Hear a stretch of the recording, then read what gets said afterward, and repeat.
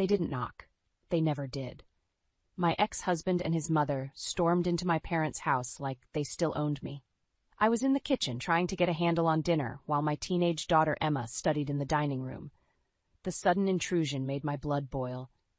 "What are you both doing here?" I demanded, putting down a bowl and stepping into the hallway. Mike smirked, his eyes cold. He hadn't changed. "We have unfinished business, Lisa. It's about the past. About money." I could see Emma peeking out from behind the doorframe, concern etched on her face. She knew enough to stay hidden but close. Carol, Mike's mother, crossed her arms. "This is about what's rightfully ours, Lisa." "Rightfully yours?" I shot back. "You have no right to barge in here." Mike stepped closer, his voice low. "You owe us, Lisa. Owe you. For what?" I spat. The nerve of them. Emma stepped forward, her voice trembling. "Mom, do you need me to call Grandpa?" "No, sweetie," I replied, trying to keep my voice steady. Turning back to Mike, I added, "You need to leave. Now. We have nothing to discuss." Carol's eyes narrowed. "You think you can just walk away from everything without consequences? Think again," I scoffed. "The only consequences are the ones you've brought on yourselves." Mike took another step forward, close enough that I could smell his cologne. "If you won't talk to us willingly, we can take this to court. You can't hide forever, Lisa." I clenched my fists, my nails digging into my palms. "You're not welcome here. Get out before I call the police." Carol sneered. "You're making a mistake, dear." Mike looked at Emma. "This affects you too, Emma. Think about your future." Emma stepped beside me, taking my hand. "My future doesn't include you," she said, her voice stronger than I felt at that moment. Mike's face hardened. "Fine, we'll be back. You can't run from this forever, Lisa."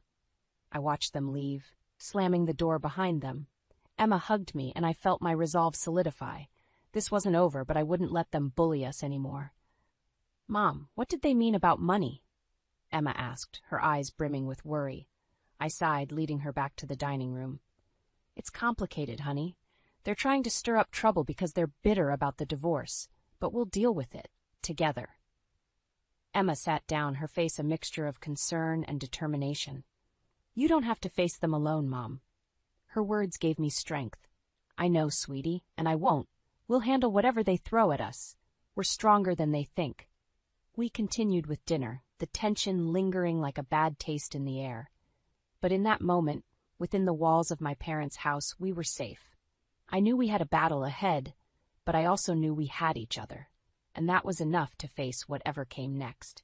The intrusion had stirred up a storm of emotions, and as I cleared the table, I couldn't shake the feeling that this was only the beginning. Mike and Carol were out for blood, and I had to be ready for whatever they planned next. But they underestimated the strength that comes from protecting your own. They underestimated me. The house was quiet after the door slammed shut, but a storm brewed inside me. I watched Emma pick at her food, her thoughts clearly elsewhere. "Emma, are you okay?" I asked, settling down across from her. She looked up, gnawing at her lip. "I need to tell you something, Mom. Something about Dad." My stomach tightened. "What's going on, honey?" Emma hesitated for a moment, then took a deep breath. "Before you and Dad divorced, I saw him with another woman." The words hung in the air like a dark cloud. My pulse quickened. "What do you mean? When did this happen?" Her eyes welled up with tears. "A few months before everything happened. I saw them together at a cafe. They were holding hands." The room felt like it was closing in on me. "Why didn't you tell me sooner?" "I was scared, Mom. I didn't want to make things worse. I hoped it was just nothing," she whispered, biting her lip. I reached across the table, squeezing her trembling hand. "It's not your fault, Emma. None of this is. Thank you for telling me now." She nodded, relief washing over her face. "What are we going to do, Mom?" "We're going to find the truth and make sure they face the consequences," I said, my voice firmer than I felt. The next few days were tense. I couldn't shake the image of Mike with another woman. I needed answers. One evening, as I sat on the couch with a cup of tea, I called my friend Mandy. She was a part-time investigator, and I trusted her. "Mandy, I need your help," I said as she picked up. "What's going on, Lisa?" Her concerned voice was a small comfort. "Mike was cheating on me before the divorce. I need proof, and if he's hiding anything else, I need to know." There was a pause before she responded. "I'll look into it. But be careful, Lisa. These things can get ugly." I know, but I need to do this for Emma, I replied, glancing at my daughter, who was engrossed in her homework.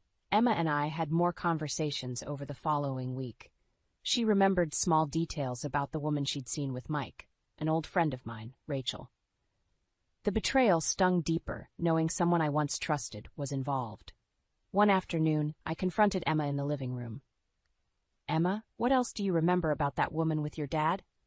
Emma looked up from her book, her eyebrows knit together. She had dark hair, kind of curly. I think it was Rachel. My heart sank. Rachel? Are you sure? Emma nodded slowly. I saw them together more than once, Mom. I'm sorry. Don't be sorry, sweetie. You've helped more than you know. I struggled to keep my voice steady. Emma sighed. I wish things were different. We can't change the past, but we can shape our future, I said, wrapping an arm around her. We'll get through this. Mandy soon had news. She'd gathered enough evidence, emails, photos, even financial records, that proved Mike's affair with Rachel. The betrayal was now concrete. As I sifted through the damning evidence, my resolve hardened. This wasn't just about the affair. It was about the lies and the deceit that ripped through our lives. Mike had to face the consequences, and I would make sure he did. Emma and I were in this together, and that gave me strength. The storm was far from over, but now I had a direction, a purpose. We would expose the truth, and Mike would finally see the fallout from his actions. Over the next few days, I took Mandy's gathered evidence and pieced together the timeline of Mike's affair. The betrayal hurt, but knowing the truth fueled my determination. I needed more. So I called up an old friend who worked at a small-town investigative firm. Lisa, it's been a while, said Jerry as we sat in his cluttered office. Photos filled the walls, trophies of solved cases. He offered me a smile, though his eyes were serious. What can I do for you? I need your help, I replied, handing him the folder Mandy had compiled. My ex-husband, Mike. I need every detail you can find on him, and this woman, Rachel. Jerry flipped through the pages, his brows furrowed. You sure about this? Digging up more might be rough. I'm sure. My voice didn't waver, despite the churning in my gut. I need to know everything. I'll get on it, he said. Give me a few days. As I left his office, a sense of both dread and anticipation hung over me.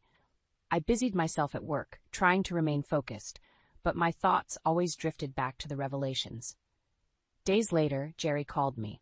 We met at a quiet diner, away from prying eyes. He slid a second folder across the table. You might want to sit down for this. Inside were more than just photos and emails. There were financial statements. Mike had been siphoning money from our joint savings for years, funneling it to secret accounts that funded his double life with Rachel. My finger trembled as I sifted through the evidence. He's been meticulous, Jerry said, sipping his coffee, but not enough to cover his tracks completely. I can't believe this, I murmured. Not just the affair, but the money, our savings. Jerry nodded. He's vile. Betraying your trust like this, what do you plan to do? I closed the folder, a fierce determination rising within me. He thinks he can get away with this, but he's about to learn otherwise. Back home, I spread the new evidence across the dining table. Emma joined me, her eyes wide with curiosity and concern. Mom, what did you find out? Turns out your dad was doing more than just cheating, I said, showing her the papers. He was stealing from us, too. Emma looked through the documents, her face a mix of anger and sadness. How could he do this to us? I don't know, honey, I replied, hugging her, but I promise he'll pay for it. Later that night, I called Mandy. I've got more now, enough to confront him, she sighed. Lisa, just be careful. This kind of confrontation can get messy. I know, but I can't let him get away with this. The next day, I arranged a meeting with a family lawyer recommended by Jerry. We discussed the financial evidence, and he assured me we had a solid case. He'll have no choice but to face the consequences, the lawyer said, his voice firm. You've got him cornered. Despite knowing this, a knot of anxiety remained tight in my chest. With the evidence gathered, I now prepared myself for the next step, confronting Mike and Rachel face to face. It was time to reveal what I knew and watch their deceit unravel around them. As I sat on the edge of my bed that night, Emma's quiet presence beside me, I felt a sense of resolve wash over. This wasn't just about revenge. It was about reclaiming our lives from the shadow of deceit. Together, we'd bring the truth to light, and Mike would finally face the fallout of his actions. With the evidence in hand and a plan forming in my mind, we waited. The storm was about to break, and I braced myself for the confrontation ahead. I sat at the local coffee shop, staring at the door every few seconds. Rachel was late, but I expected nothing less. She liked to make an entrance. I sipped my coffee, the bitterness matching my mood. Finally, she sauntered in, her hair perfectly styled and her makeup impeccable. She spotted me and rushed over with a smile that didn't reach her eyes. "Lisa, long time no see, how are you?" "Doing well, Rachel. How about you?" I kept my voice neutral, gesturing to the seat across from me. She settled in, crossing her legs and leaning forward slightly. "Oh, keeping busy. Life after divorce, right?" I forced a smile. "Right. Funny how things turn out." Her eyes flickered, a brief flash of something guarded. "Yeah, funny. So, what have you been up to?" "Keeping busy myself," I said, taking another sip. "Emma and I have been adjusting, moving forward. Speaking of moving forward, I heard you ran into Mike recently." Rachel's smile faltered for just a second, but she quickly recovered. "Oh, yeah. Small world, huh?" "Small town, more like," I replied, giving her a pointed look. "You never really know people as well as you think you do." She fumbled slightly with her cup. "What are you implying?" I leaned in, my voice low but firm. "I think you know exactly what I'm implying, Rachel." Her face paled slightly before she plastered on another smile. "Lisa, if you have something to say, just say it." "I know about the affair," I said flatly, watching her reaction closely. "I know everything." Rachel's facade cracked. She set her cup down, her hands trembling. "Lisa, it's not what you think. So, you weren't having an affair with my husband? You weren't helping him steal from me?" I asked, my voice dripping with sarcasm. She looked around nervously, her voice a whisper now. It wasn't supposed to happen like this. Mike said he was leaving you anyway. He said you were done." "And the money? What about that? Was I done with our savings too?" I demanded, feeling the anger rise. "Lisa, please. Mike planned everything. I just went along with it," she stammered, her eyes pleading. "You betrayed me, Rachel." "Not just as a friend, but as a human being," I said, standing up. "And make no mistake, you'll both pay for this." She reached for me, but I stepped back. "Lisa, please, I can help. I can testify against Mike. Just give me a chance." I watched her for a moment, weighing her words. Finally, I nodded. "Fine, you want to make it right? Get me more evidence. Show me you're serious." Rachel looked relieved, nodding quickly. "I will.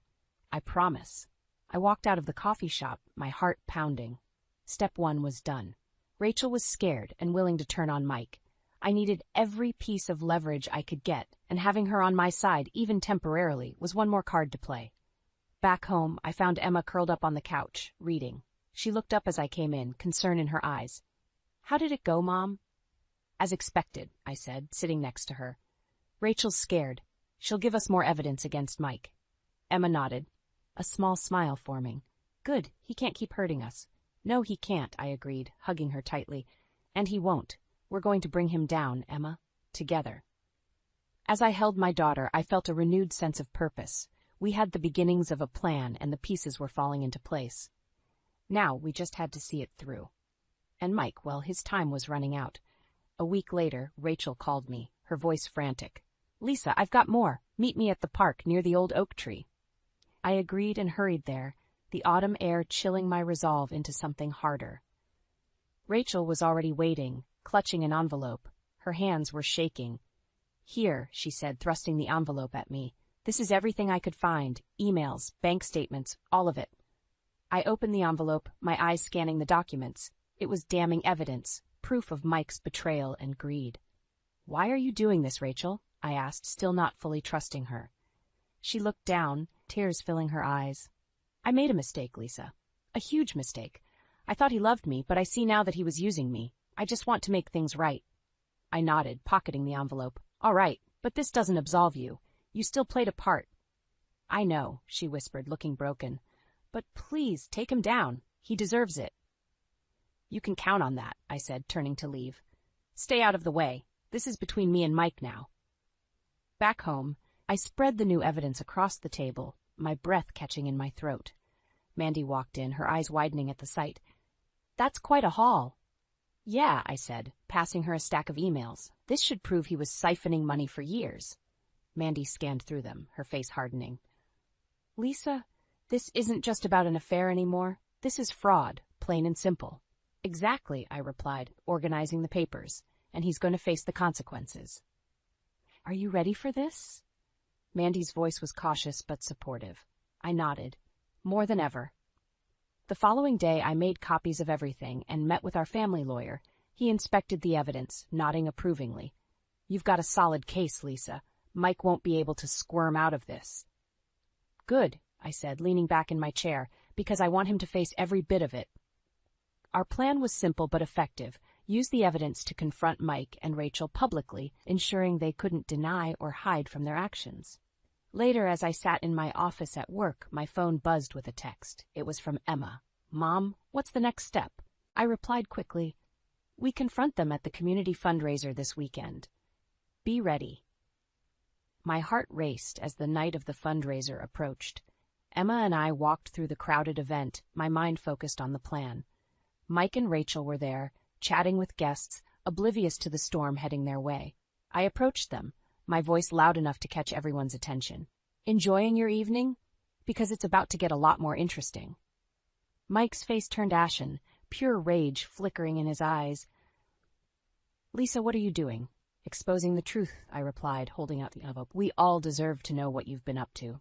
A murmur spread through the crowd as I detailed Mike's theft and infidelity. Faces turned from curious to disgusted, and whispers grew louder. Rachel looked ready to flee, guilt written all over her face. Lisa, please, don't do this. It's too late for that, I said, my voice unwavering. You both betrayed and stole from me. Now everyone knows. A crowd member called out, Isn't that Mike? What's going on? Mike's facade crumbled and he snarled. You've ruined me, Lisa. I met his glare with steel. No, Mike, you ruined yourself. It felt like a weight had lifted as I walked away, Emma beside me. The truth was out, and the fallout had begun.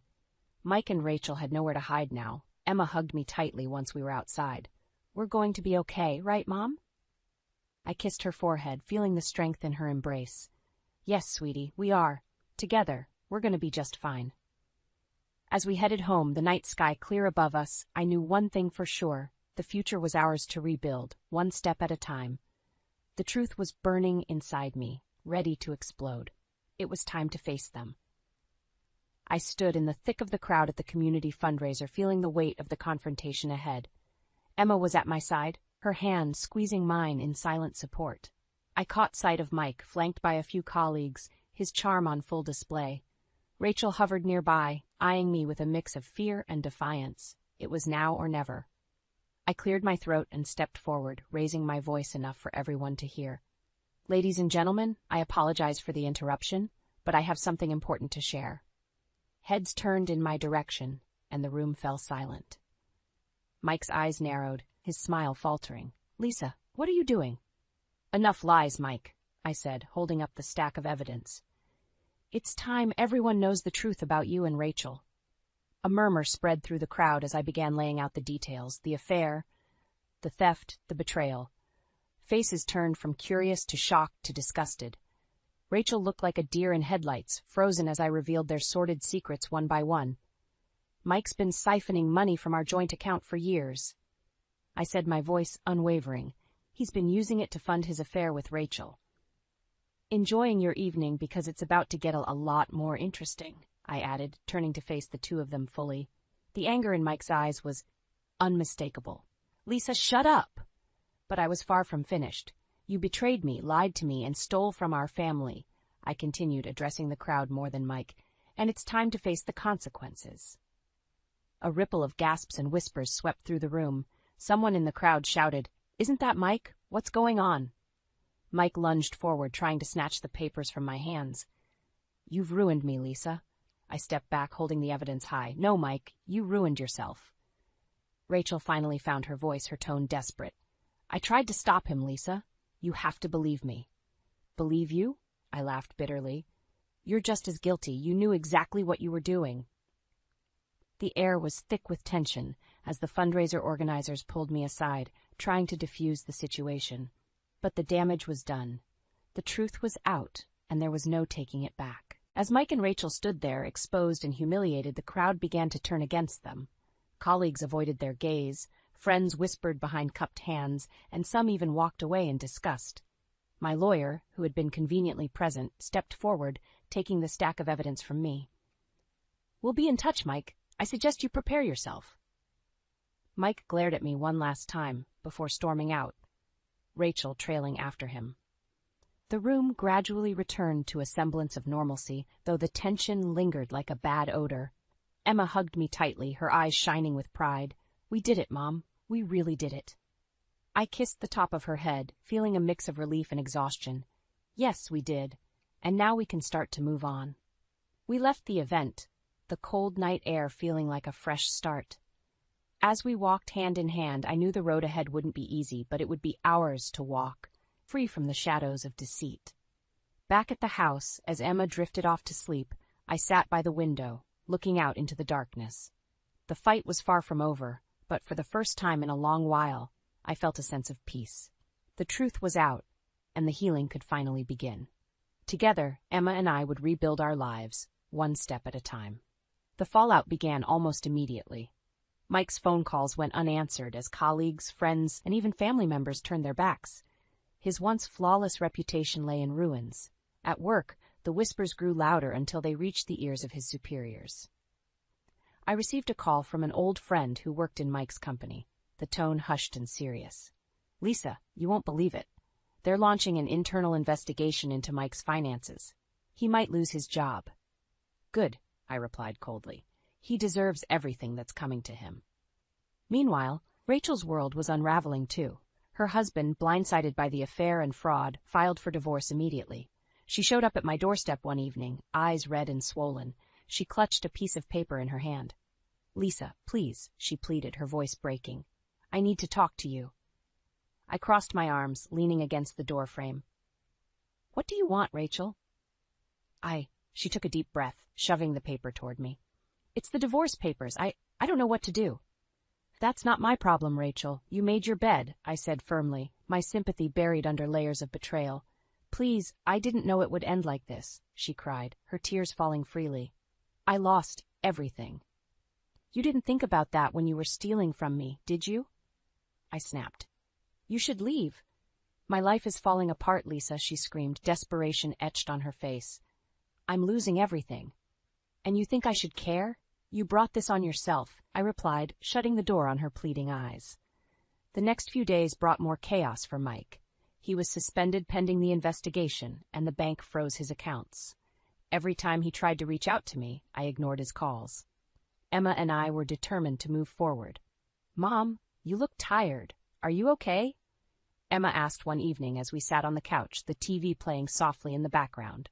"I'm fine, sweetie," I said, squeezing her hand. "Just thinking about how everything is changing." Emma's face grew serious. "Do we have to see Dad again?" I shook my head. "Not if we don't want to. We have the power to decide what's best for us." She nodded, her expression softer. "Good. I don't want to see him." "I understand," I replied, pulling her into a hug. "We're going to be all right, Emma."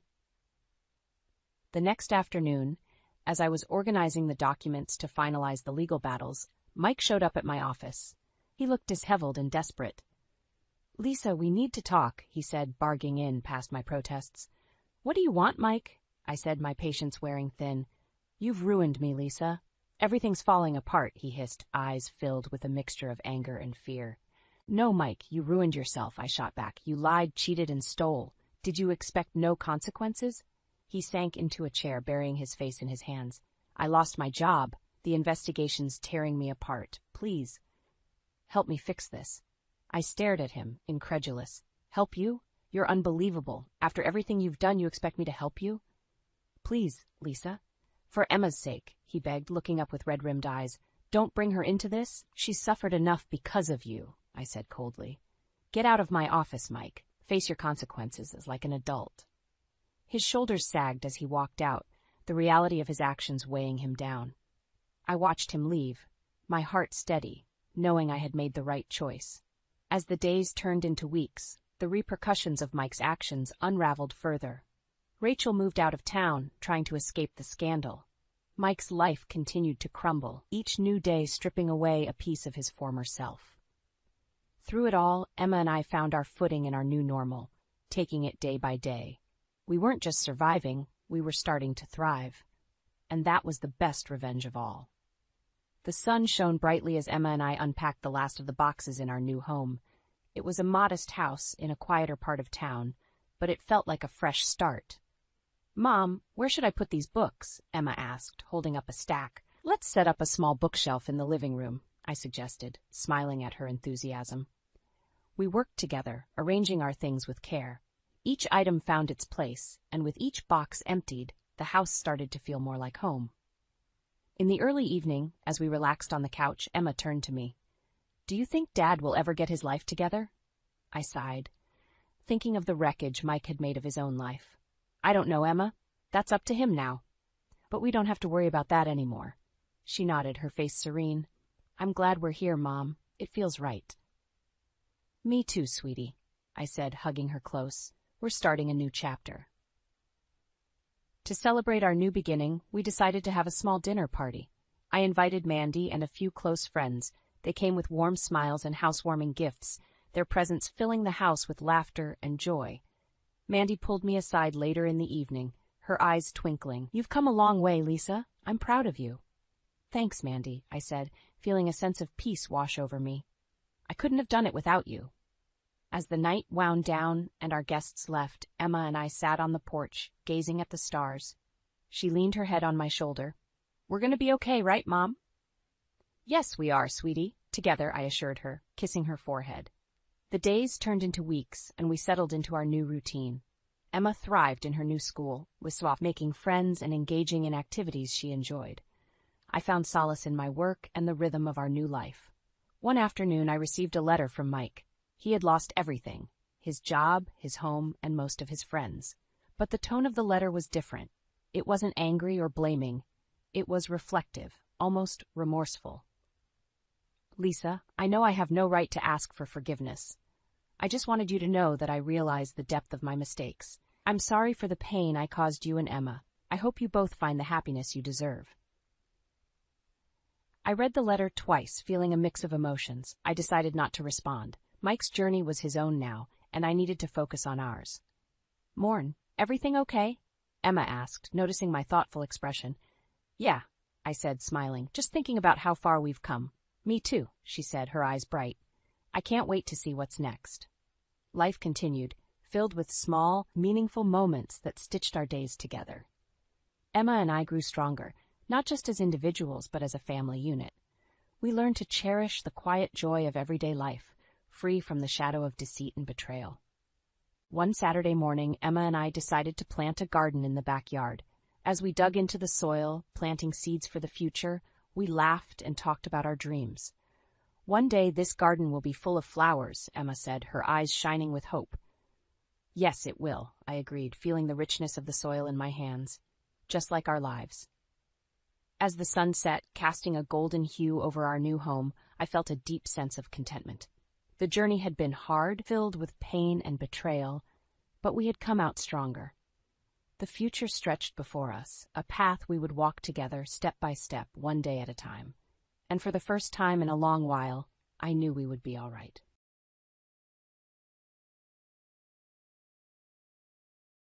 Mom! Hey, Mom! Wake up!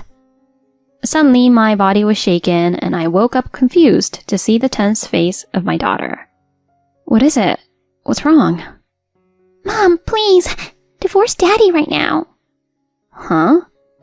That one sentence from her woke me up in an instant. What did she just say? Divorce Daddy? I think that's what she said, but why would she say that? Why? Why would you say that? Because... And what my daughter told me was a shocking truth. My name is Ella Stewart, and I'm 34 years old. I work hard as a sales representative for a major insurance company. I can't work overtime because I have to pick up my daughter from daycare.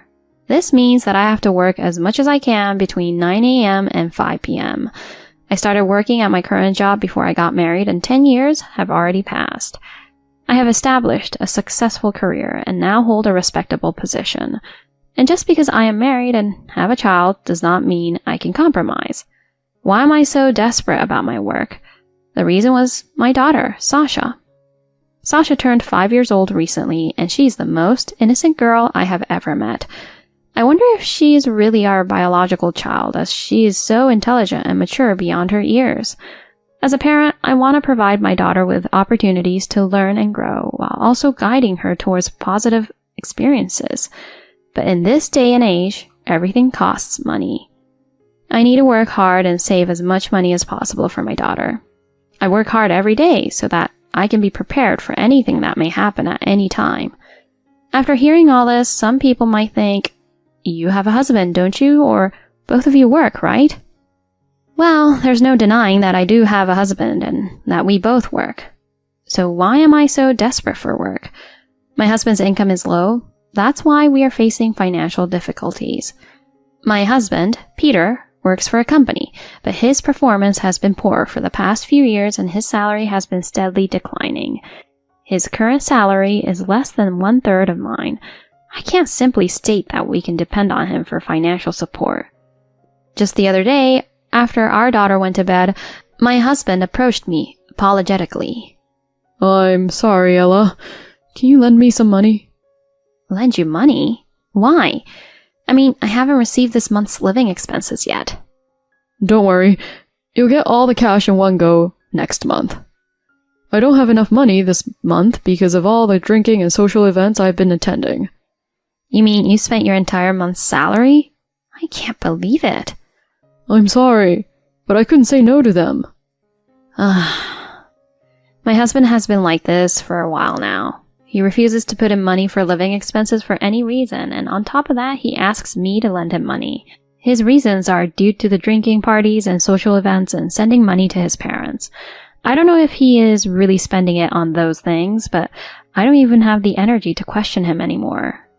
But what would my husband do if I did not lend him money? From what I've heard before, his salary is so low that he can't afford to put any money into savings and his account is empty. In other words, if I needed money, my husband would have to borrow it from somewhere. He would then be in huge debt. My daughter is only 5 years old, and I don't want him to be in debt. I don't want her to think that her father is such a lousy person. Because of this, I always lent my husband money. Here. For now, $200 is fine, right? Thank you, Ella. I'll pay you back next month.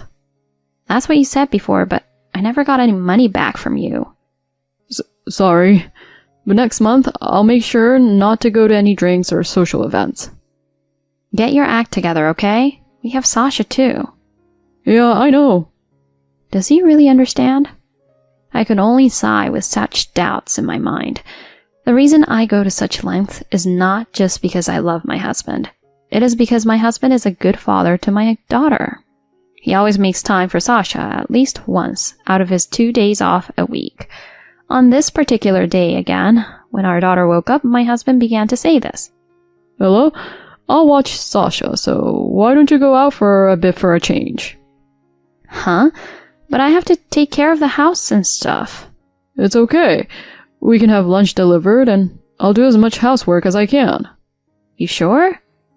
Sasha, will you be okay with just you and Daddy? I asked, and she gave me a cute half-asleep smile and hugged me with all her might. It's okay. I can stay home alone with Daddy. Really? Then can I go shopping for a bit? Sure.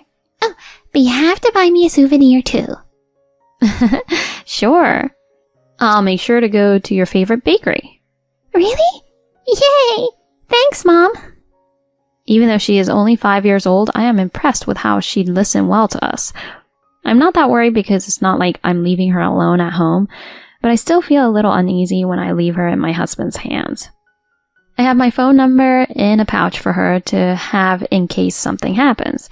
I tell her to call me if anything happens, so I think they'll be fine. So, I went shopping alone for the first time in a long time.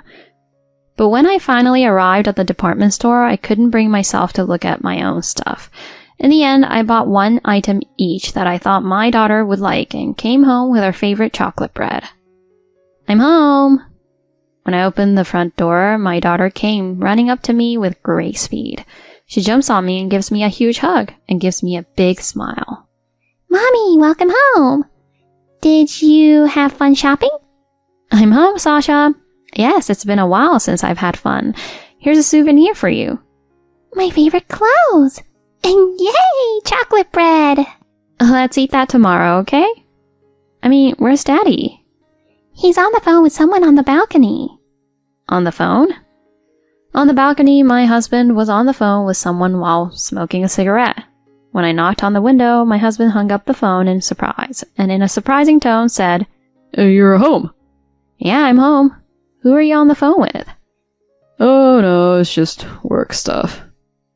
You were talking on the phone, leaving Sasha all alone? Oh, I'm sorry. It was kind of urgent. Sorry, Sasha. My husband apologized with a goofy smile. My daughter puffed out her cheeks. Then she clung to me and opened her mouth to accuse my husband. You know, Mommy, Daddy was on the phone several times today, even when I asked him to play with me. Is that so? That's right. I wanted to read a picture book with him. I glanced at my husband, and he quickly averted his gaze, looking awkward. After that, the three of us ate dinner, took a bath together with Sasha, and tried to spend as much time together as possible. That night, I stopped my husband as he was going to bed and questioned him. Hey, Peter, what's the meaning of this? Getting calls on your days off? So, you're really busy with work? Huh? Yeah, that's right.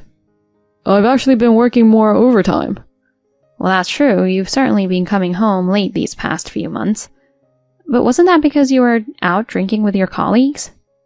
No, like I said, it was overtime. Anyway, Sasha's not in any danger. I've been keeping an eye on her. I'm sorry about the phone calls, okay? But Sasha seemed lonely. I'll take Sasha out with me next time, so if you're busy at work, just let me know in advance. Yeah, okay. Well, I'm going to bed. My husband said good night and went to the bedroom with his phone tightly in his hands. For some reason, I have been sleeping with our daughter for the past 6 months, and my husband has been using the bedroom by himself. It's not that I don't like sleeping with my daughter, but we inevitably spend less time together as a couple. My husband, on the other hand, doesn't say anything in particular about it, and doesn't seem to be dissatisfied with the current situation. If everyone in the family is not dissatisfied, that's great, but I am his wife as well. His lack of interest in me as a woman left me feeling alone. Then one day, Hey, Mommy! Mommy, wake up! Suddenly my body was shaken and I woke up confused to see the tense face of my daughter. I checked the digital clock on the bedside table and saw that it was 2 a.m. There was no noise from outside the room, so my husband must already be asleep. I slowly sat up and asked my daughter, What is it? What's wrong? Mommy, please. Please? Divorce Daddy right now. Wait, what? That one sentence from her woke me up in an instant. What did she just say? Divorce Daddy? I think that's what she said, but why would she say that? Confused, I asked my daughter, Why? Why would you say that? Because if you don't, Mommy will die. Die? What are you talking about? I'm not sick or anything, you know. That's not it. Daddy's going to... What's going on? My daughter finally began to cry. As I gently rubbed her back, she gradually calmed down and slowly began to speak. Earlier, I woke up because I had to go to the bathroom. Then, I heard Daddy calling someone again in the room. Calling someone? What was he talking about? He said, I'm going to get her into an accident, and as long as there's insurance money, then we'd be all set. I didn't know what the insurance money was, but I knew he was trying to get Mommy into an accident on purpose. What? Peter was trying to do that? Besides, Daddy said to that person on the phone that he loves her. I love you is a word you only use for people you really love, right? Why did Daddy say that to someone who's not you, Mommy? Sasha. My daughter looked at me again with a tearful face. She is only 5 years old. But she was already 5 years old. She probably understands the meaning of words to some extent and is able to sense our feelings by the tone of our voice and facial expressions. No, perhaps children are more sensitive in their environment, more than adults. In her own way, she must have been concerned about my safety. At that moment, tears welled up in my eyes as I felt sorry for my daughter and angry at my husband. She tries so hard to protect me, even though she was a child. Since she had finally gathered up the courage to act, I couldn't just neglect her like this. I had to get my act together. I looked my daughter firmly in the eye and opened my mouth. Sasha, from now on, listen to your mommy very carefully. Yes, I will. If what Sasha just told me is true, Mommy can't be with Daddy anymore. Yeah. I'm leaving this house. What do you want to do, Sasha? She was silent, thinking something over. But right after that, she looks me in the eye and says this. I want to be with Mommy. Are you sure? Yes, I want to be with you, Mommy. If it's not you, then I don't want that. Sasha, okay, I got it. Then let's go with Mommy. Okay. I instructed my daughter to pack her own luggage. Then she packed her backpack as quickly as possible, making as little noise as possible. She was probably being careful in her own way so that my husband wouldn't find out. I wondered when she had grown up so much. Tears welled up in my eyes as I watched my daughter. And I began to pack my bags as well. Then I put my wedding ring on the table and left the house with my daughter. When I rang the intercom at my parents' house at 5 a.m., my mother, dressed in her pajamas, appeared. Oh, Ella? And Sasha? What on earth are you two here at this hour? Sorry, Mom. Do you mind if we stay for a little while? We don't mind, but what's going on? Can we come in? I want to talk to Dad as well. I was led into the living room and put my daughter to bed in the next room. She must have been very tired because she fell asleep as soon as she lay down. In the living room, there was a cup of tea that my mom had brewed. I took a sip of it and slowly opened my mouth. Actually, Peter seems to be trying to kill me. My mom and Dad were both speechless. My dad managed to squeeze out a few words while showing his agitation. What do you mean? Why would Peter do such a thing? Sasha said that he told somebody that he loved that person. I think he's cheating on me. Cheating? But do you have any evidence? That's what I thought, so I brought this as quickly as I could. I brought the tablet that Peter usually uses. Tablet? I took out from my bag the tablet my husband uses at home. If my guess was correct, my husband never leaves messages on his phone. The phone is always left unguarded around the house. Considering these facts, I thought that he uses his phone only for calls and that he uses something else to send and receive messages from his mistress. The tablet is in the bag my husband usually uses. Since I never use it, it was unlocked. With my father and mother watching over me, I opened the mail app on the tablet. Sure enough, there were a lot of messages with a woman who seems to be his mistress. Isn't this... My mother pointed with a trembling voice. The emails contained detailed plans to kill me. I took pictures of all of them and left them as evidence. I found a printer that my dad was using, so I printed out all the message exchanges. At that moment, the phone in my bag rang, announcing an incoming call from my husband. Without hesitation, I pressed the answer button and turned on the speaker so my parents could hear me. Hello? Ella, is that you? Where are you right now? I was surprised when I woke up and you and Sasha were both gone. I see. That's all you have to say? Huh? What's up with you? I was worried about you both. Worried? How can you say that when you were planning to kill me? What? The tone of my husband's voice changes at once.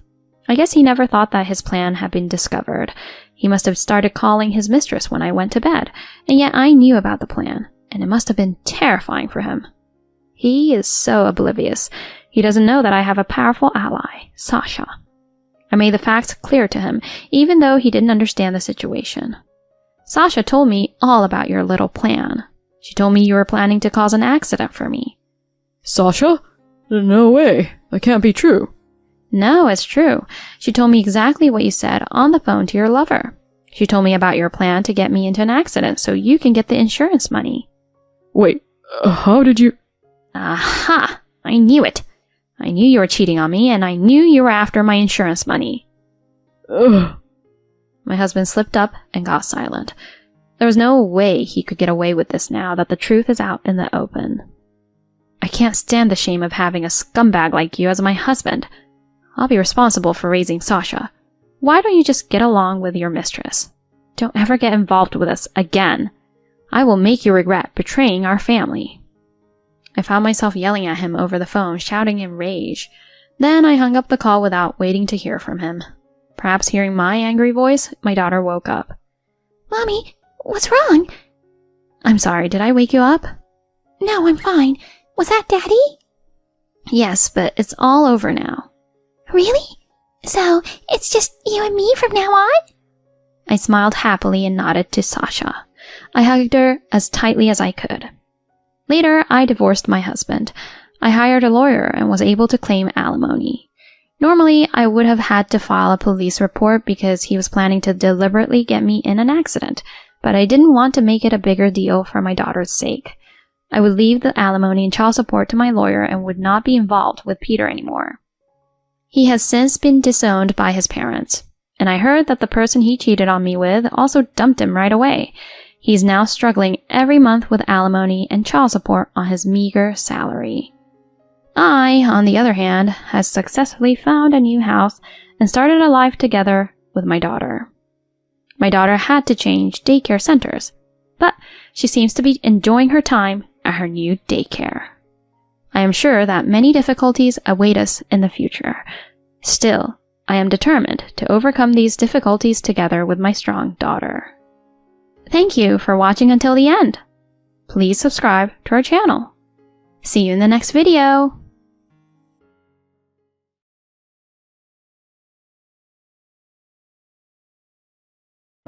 Are you trying to use the front door?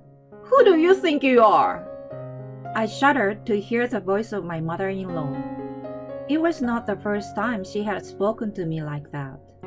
Ever since I got married and moved in with her, I had to endure her verbal abuse day in and day out. That day, her bullying didn't stop. "People like you should use only the back door. Wait, I will get you a doghouse. You can live in it." "Please, Kathy, you can't be serious." "I don't like it when you call me by my first name. It gives me the chills. You and I are like mistress and servant, get it? If I tell you to eat a piece of trash on the street, you put it in your mouth." "No way." "Go and take care of the garden now. It's colder than usual today, but a slip would be more than enough for you to wear. I won't allow you to come inside until it's clean." I began to tend to the garden as she ordered me to do. It was sub-zero outside. My arms and legs were shivering. My cheeks ached from the north wind. My whole body was shaking so badly, and my consciousness was fading. "I can't take it anymore." Just when I was about to faint, "Hey, are you okay?" A warm voice I hadn't heard in a while echoed in my ears. "My name is Lauren. My life in hell began with the passing of my mother." "Mom." As she lay in bed, she didn't answer my call anymore. The sudden stroke was discovered too late, and the best treatment at the hospital could not save her. She was 48 years old. She died too young. I heard people around me whispering that she must have been overworked. She raised me as a single mother. My father walked out on her shortly after I was born. I never knew where he was or if he was even alive. My mother worked several jobs to give me the best education she could afford. I always wanted to repay her for her hard work, so I studied hard and got a good job at a major telecommunications company. I worked hard for 3 years. When I was finally able to support her financially, I met Nathan, who later became my husband. We worked in different departments of the same company. He was one of the best salesmen, always bringing in results. When he approached me, I immediately fell for him. His success at work was appealing, but more than that, I was attracted by his sweetness. I have been somewhat distrustful of men because of my father, but he dispelled my prejudice. "Let's get married." When he mentioned it, I agreed in a heartbeat. I was in love with him, and my mother had been waiting for us to get married for a long time. She wholeheartedly wished me the happiness she couldn't have for herself. She always told me so. The process went very quickly, and within a month of the proposal, we were resigned as married. When we only had to wait for the wedding 2 months later, she suddenly passed away. I was devastated. She was my only family. My despair was deep, remembering how we had supported each other throughout our life. Of course, I canceled the wedding, and instead, I prepared for her funeral. I couldn't help but feel sorry for Nathan. He was very concerned about me and told me not to worry about it. Another person who saved me was my mother-in-law, Kathy. She had been attentive to us since before we were married. She had a gentle personality and was a flower arrangement teacher. She also lost her husband early in life and experienced raising Nathan as a single parent. My mother's passing wasn't just someone else's problem to her. When I was shedding tears in front of the coffin, she gently spoke to me. "Don't cry, dear. Losing your mother is indeed terrible, but you're not alone. You have Nathan and me." "But I ruined the wedding." "That's just a formality. The important thing is that we are now a family. You can count on me. I can't replace your mother, but that doesn't change the way I feel about you." "Thank you." Her kind words made me wail on her shoulder. Her gentle arms wrapped around me. I never imagined that the same person would later torment me. When the funeral was over, I was finally ready to move forward. Nathan and I moved in with Kathy after she enthusiastically invited us to live with her. Nathan thought that I would feel safer if we lived with someone else. When we got married, I quit my job. He was a frequent business traveler, so he felt better leaving me with her while he was away. I did not object either.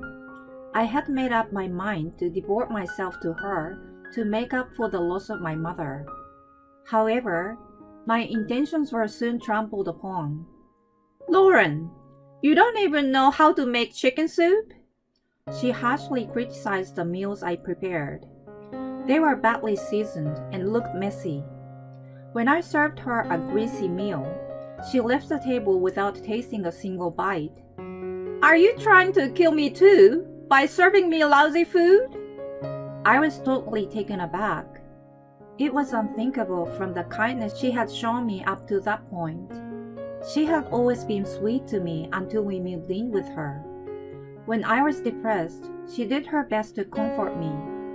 Her attitude changed completely as soon as we started living together. She was a perfect example of a bully. She criticized me about everything from the way I cleaned the house and the way I greeted the neighbors, to even the smallest details of how I should act in our neighborhood. She didn't even stop there. Whenever I behaved in a way she didn't like, she punished me for it. "It's such a shame that you can't even clean the house properly. I'm so disappointed to have an incapable daughter-in-law." "I'm sorry." "Do you know why I asked you to move in with me? Because I wanted someone to take care of me. Someone to do the housework for me. Then I could work more freely. And yet..." "I'm doing my best on cooking, cleaning, laundry, and everything else. I'm trying to make sure that I don't interfere with your work." "I'm telling you that you're a total failure. What has your mother taught you? Or did she just hang around outside leaving you alone?" "My mother was not like that at all. She raised me by herself and never had time for herself." "How dare you talk back to me? I know that hardship better than anyone else. I will tell you what. Your mother was incompetent. Isn't that right? Because she raised a pathetic daughter like you." "How could you say that?" "You need to be re-educated. As punishment, skip dinner tonight. Of course you will cook for me. If you even try to taste it, I will throw you out of the house." She often tortured me in this way, calling it education. I was not allowed to eat. I was not allowed to take a shower. When I was not allowed to sleep for a night as punishment for not cleaning well enough, it was really hard for me. I spent the whole night in the dark kitchen, fighting off sleepiness. I was forced to write a letter of apology to her. I had to write, "I'm sorry for my incompetence," dozens of times. I couldn't contain my tears from dropping on the paper. Even so, I never thought to tell Nathan about the mistreatments. To begin with, he was away on business trips so often that he was not home for half the month. When he did come home, it was usually well past midnight. I knew that his job was very demanding and that he worked hard for us. I couldn't let him worry about unnecessary things. Besides, he trusted her with all his heart. I didn't know if he believed me if I told him. And so, the days of torture went on for months. "The trip is going to be a bit longer than usual." As Nathan was leaving, he said in a formal tone. He was entrusted with a big project, and the trip was going to decide his future promotion. "You'll be okay as always?" "Sure." "What's the matter? You look a little pale. You seem to have lost some weight too." "It's nothing. I just haven't been sleeping well." "It's getting colder these days. Take care of yourself. And take care of my mom too."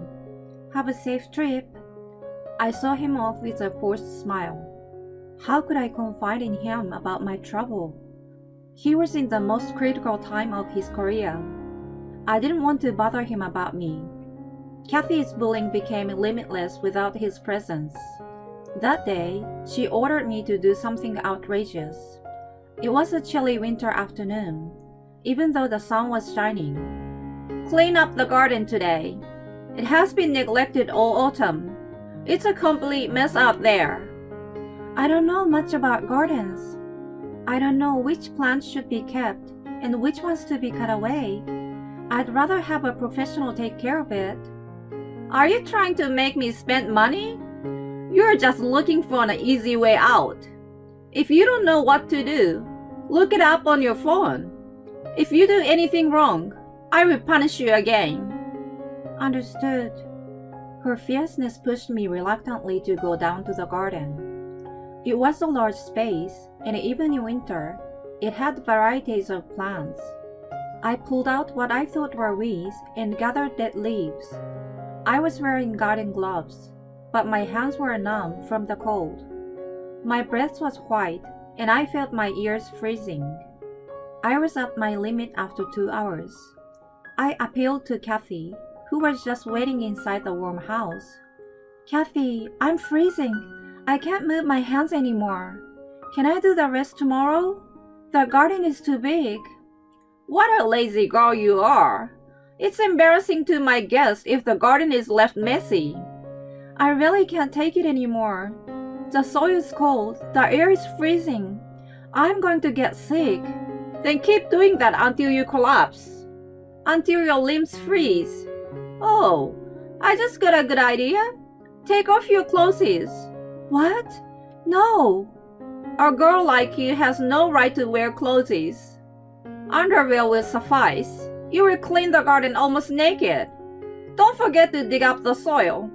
"You can't be serious. I'm really going to die. I'm freezing even now." "You can see your mother again if you really die."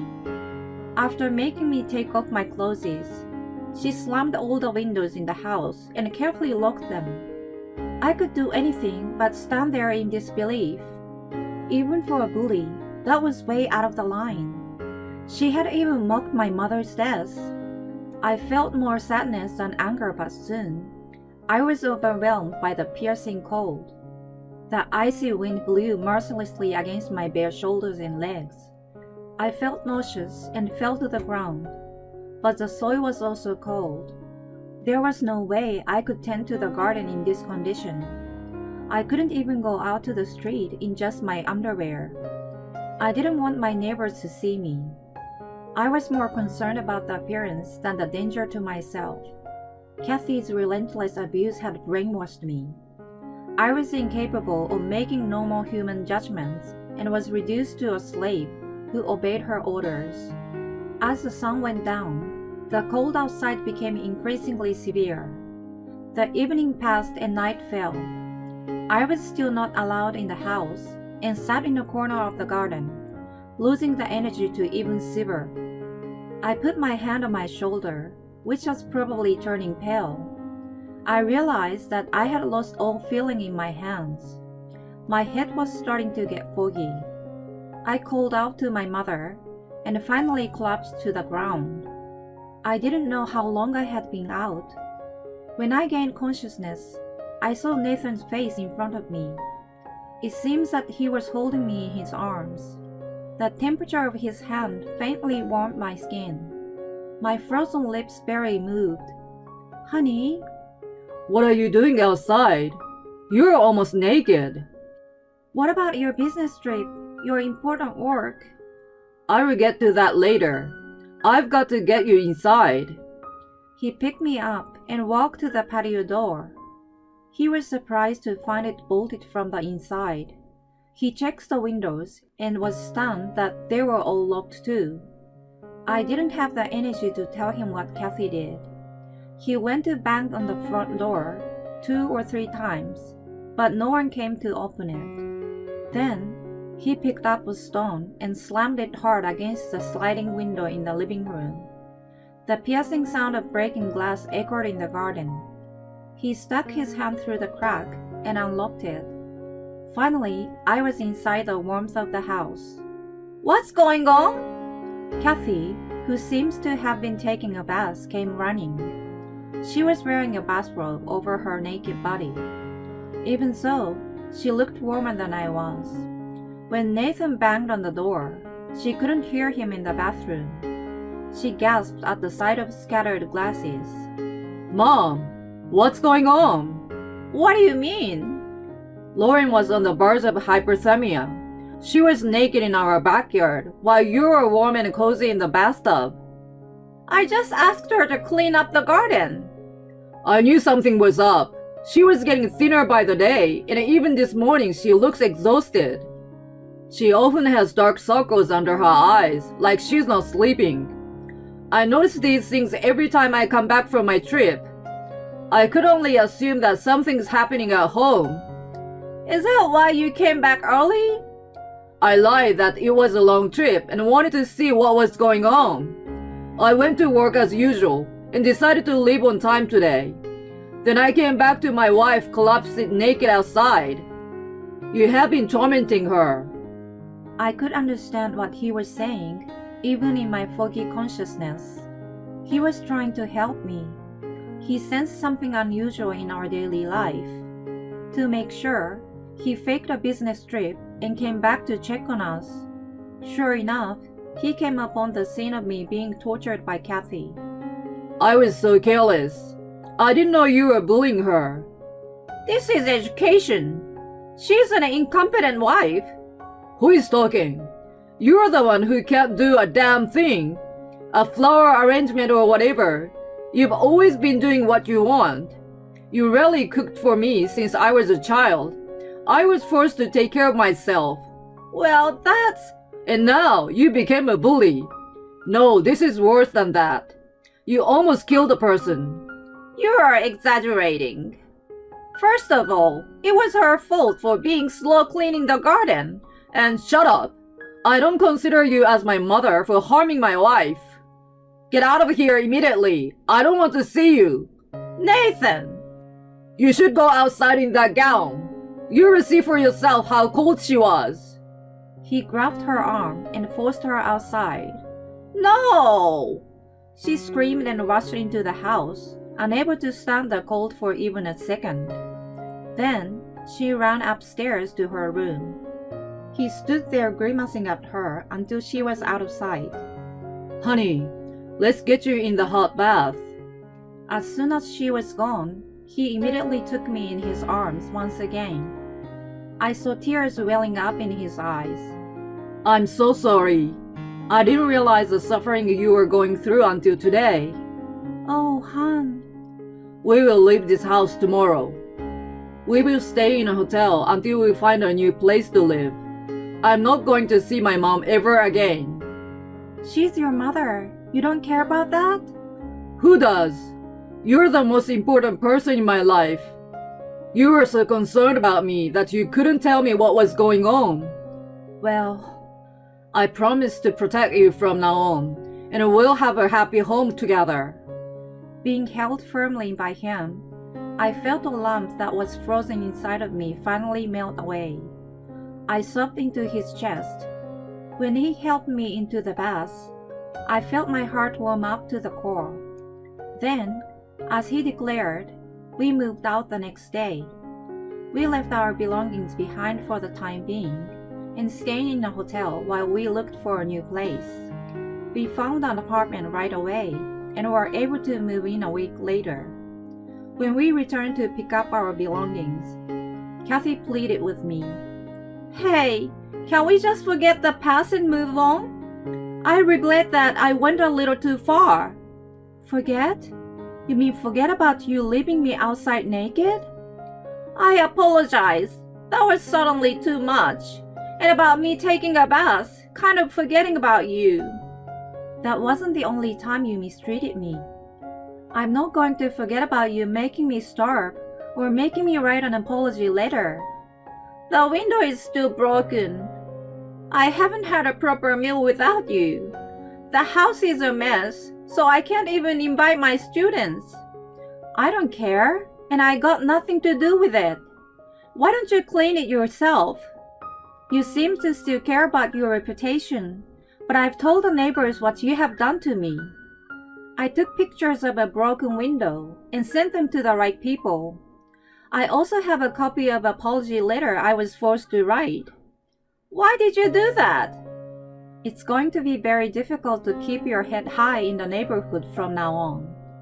And your classes, I hope there still are students who want to learn from a teacher whose hobby is to bully people." I turned my back to her after saying all I wanted. She fell to her knees and couldn't say anything other than, "Oh no, oh no." I felt somewhat relieved, finished my business quickly, and returned to my new apartment. There, I was starting a new life with Nathan. I hope to create a loving home. My husband announced to my mother-in-law that he's going to cut ties with her on Christmas. You know, Christmas is supposed to be a sumptuous feast that everyone eats together. Moderation is fine, but I feel sorry for my son. You may not know this, but when it's Christmas, I think chicken should be more fitting. Holly, my mother-in-law in a mocking voice, refused to eat the meal I had prepared for her. Immediately thereafter, my husband got up from his seat and took away the meal in front of my mother-in-law. "I'm cutting off my ties with you." "What?" my husband announced shortly, leaving my mother-in-law in a daze. We left my parents-in-law's house. I'm Nicole, 30 years old, and I work in an office at a company. My husband Barry is 31 years old and works for another company. We have known each other since we were children. Barry's father is a corporate executive, and his mother is a housewife, but when he was a child, his mother was often away from home for certain reasons, so we often took care of him at home. Because of this, Barry was well liked by my parents before we started dating, and Barry was also very fond of my parents. We were together all the time, and although there were times when we both went out with different people, we naturally started dating and got married. People around us were very excited about our marriage. "I knew you two would get married."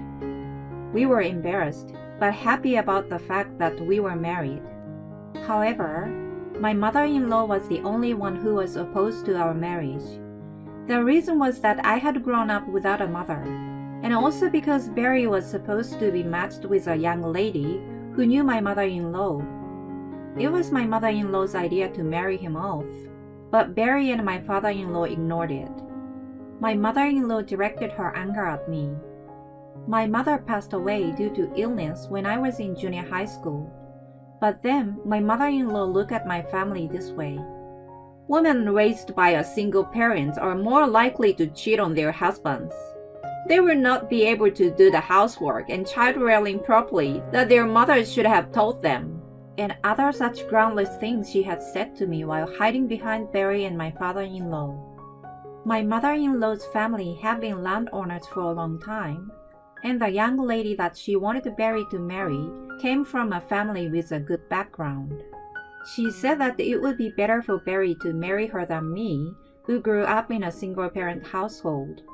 It was for Barry's own good, she said, and treated me like an obstacle. At first, why don't you think about marrying Nicole after you meet the young lady I know? There's no need to be so hasty. She casually expressed her objection, but Barry did not seem to listen to her, so she began to speak more and more forcefully.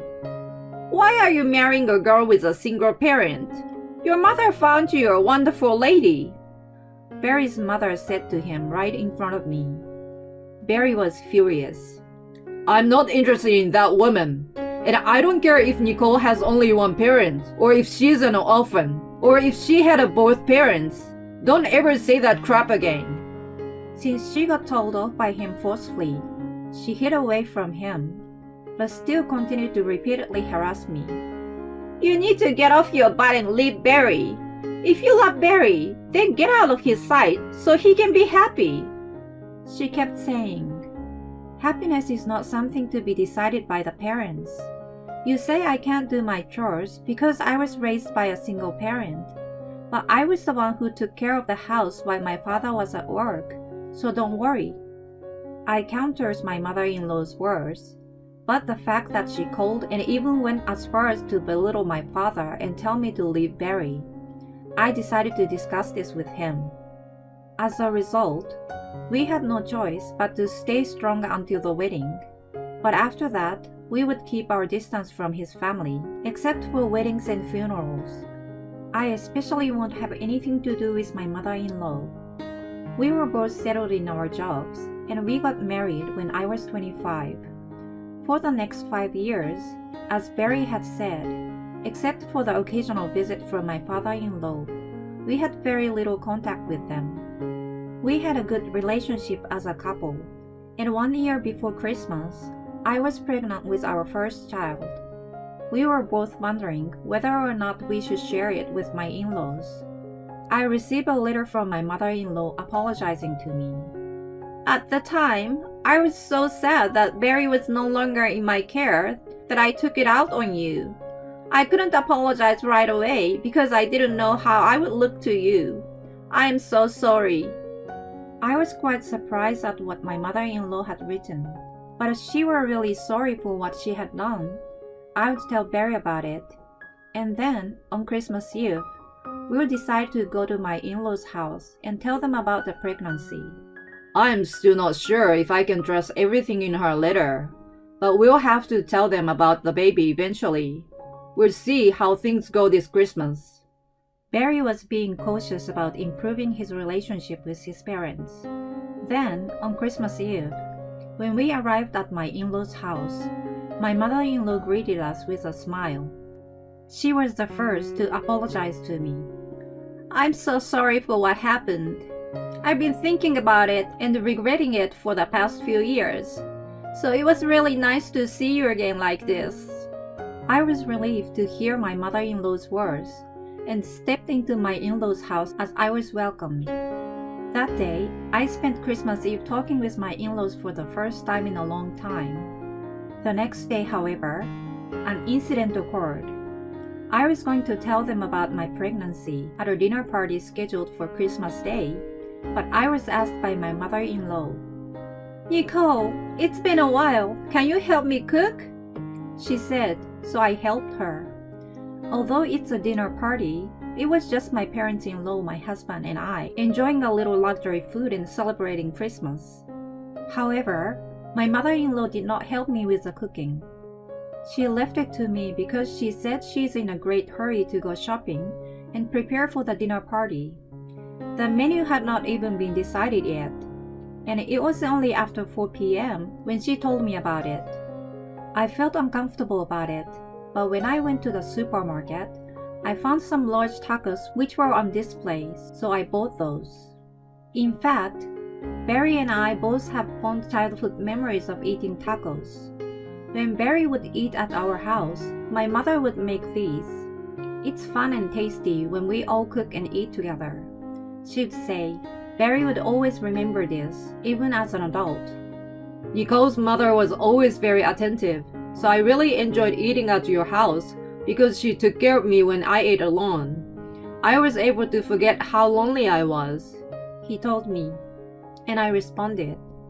It was really fun to eat tacos together, wasn't it? Thinking back on it now, it was also easy because all we had to do was prepare the ingredients. I laughed.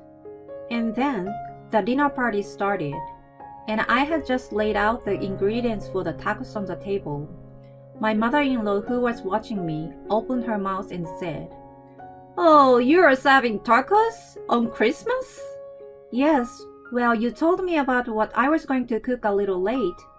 I can't cook anything elaborate, and besides, in our family, tacos hold a special meaning for us. Is that bad?" "You know, Christmas is supposed to be a big feast for everyone. Moderation is good, but this is not good for Barry. You may not know this, but Christmas is all about chicken." I couldn't hide my surprise at these words, and I looked at my mother-in-law's face. She was grinning and making fun of me. Then, Barry stood up and took my hand. "Let's go home. I'm cutting off ties with her."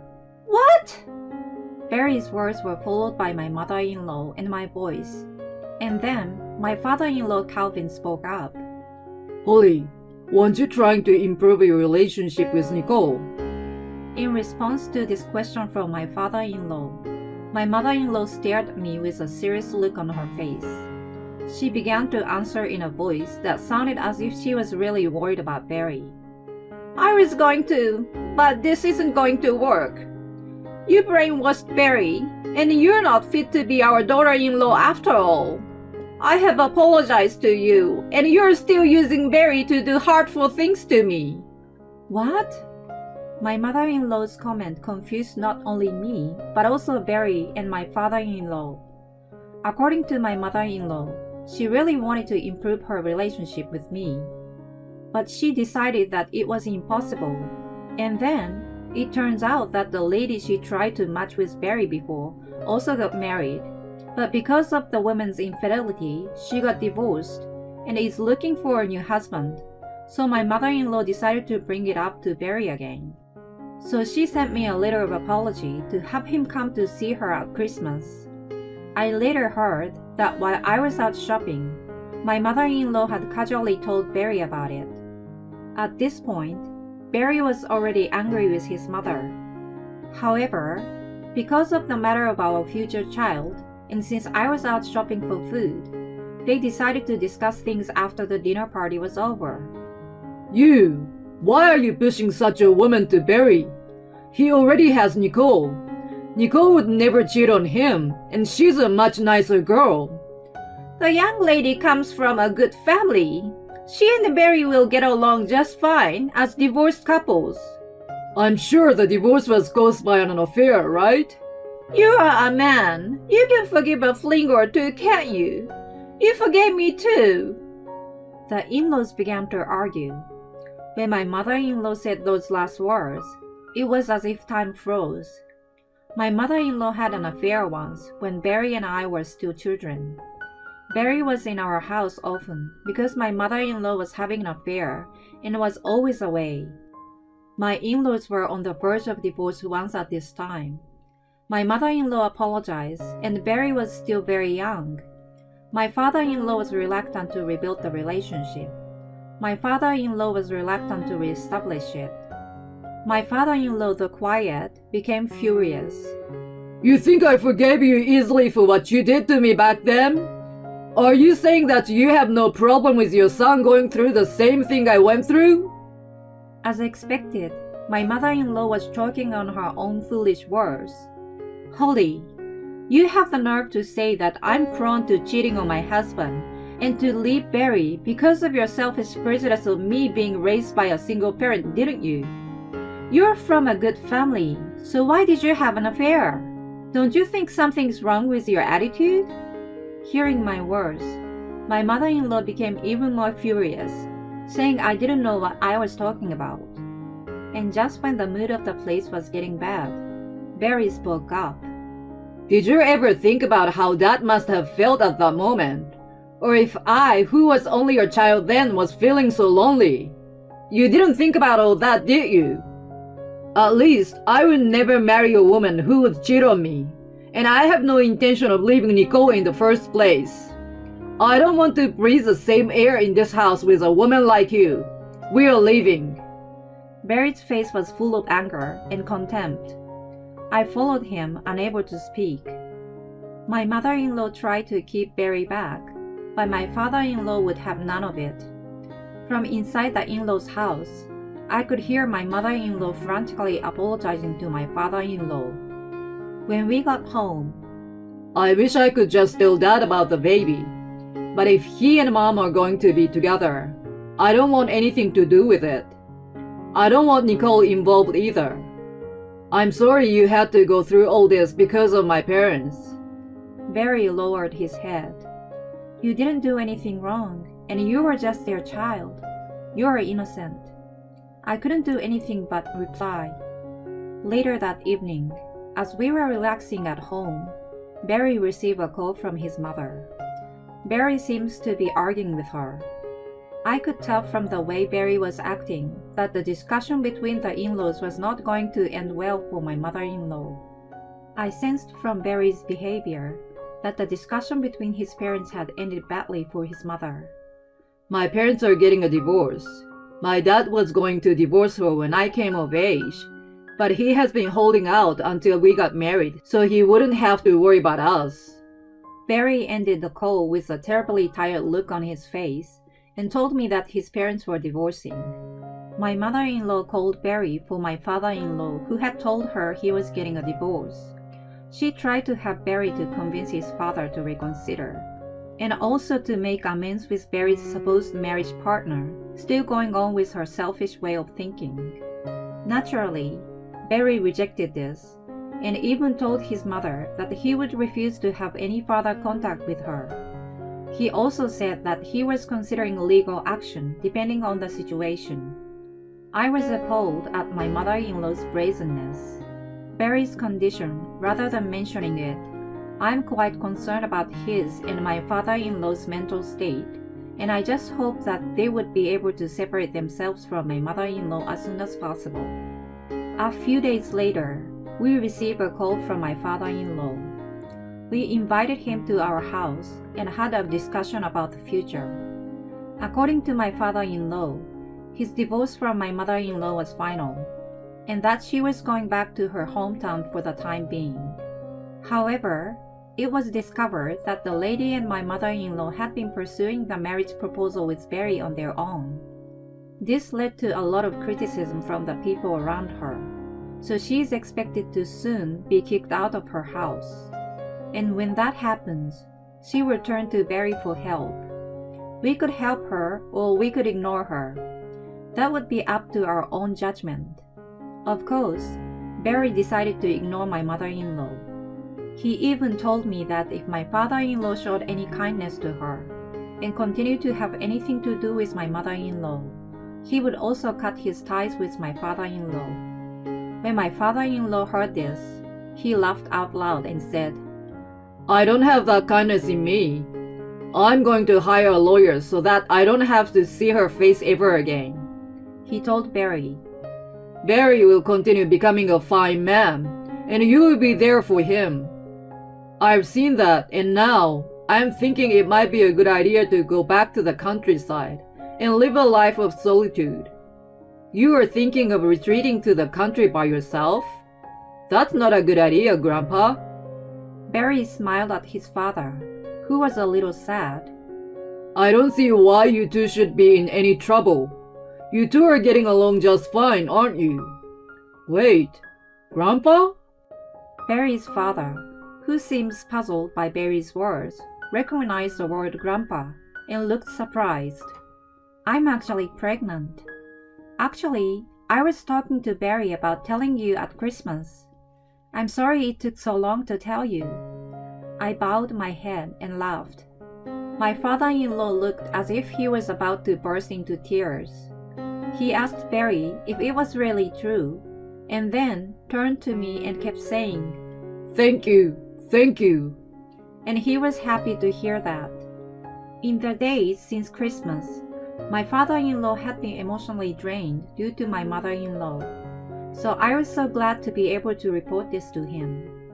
After talking a bit with Barry, it seems that sharing this news helped him come out of his exhausted state, and he started sanctioning my mother-in-law in a number of ways. First, in order to rebuild things, he meditated on that time when she was cheating on him, demanded restitution for the use of their savings, and asked me to submit and disclose to my mother-in-law's family her bullying and verbal abuse towards me. As for that, I have given my consent, so I provided my father-in-law with a recording of what she said before my marriage and during this Christmas that I had kept in case. Upon hearing this, my mother-in-law's family members became even more critical of her. My mother-in-law, who had nowhere else to turn but her parents' home, began to spend her days under cold stares. Only once did my mother-in-law contact Barry. I don't consider you my mother anymore. I don't even want you in my life anymore. I'm talking to my lawyer, so any communication with me will have to go through him. I will no longer accept direct contact from you. He hung up the phone and blocked incoming calls from her. And of course, my in-laws divorced. As for the affair that Barry's mother had when he was a child, my father-in-law was not able to file a claim due to the statute of limitations. But he would also explain why whenever he got asked about the reason for the divorce. My mother-in-law told her own family and friends that she was getting divorced due to a daughter-in-law issue, and that she was a victim in this situation. The truth about my mother-in-law's affairs spread quickly, and she completely lost the trust of the people around her. My mother-in-law, who had always had a lot of pride, had a hard time even finding a job. My father-in-law told her that she would have a very difficult life in the future. My father was aware of the situation at the time. He said to my father-in-law, "You've been working so hard all this time." He frequently invited my father-in-law to go fishing, which was a hobby he started after becoming single. When things had finally settled down, he was relieved, but still very tired. He has recently started to regain his energy. He and my father have become so close that they often drink together as well as go fishing. As for me, I have morning sickness, but my baby is growing well.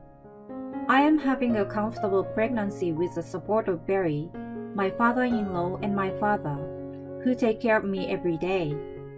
I had only found out by my mother-in-law's affair when our engagement was finalized, but I remembered the sad look on Barry's face at the time. We would never let that happen to our child, so Barry and I always talk about how we want to raise our child with love and care. My mother-in-law told me abort your child so you can take care of my daughter's child.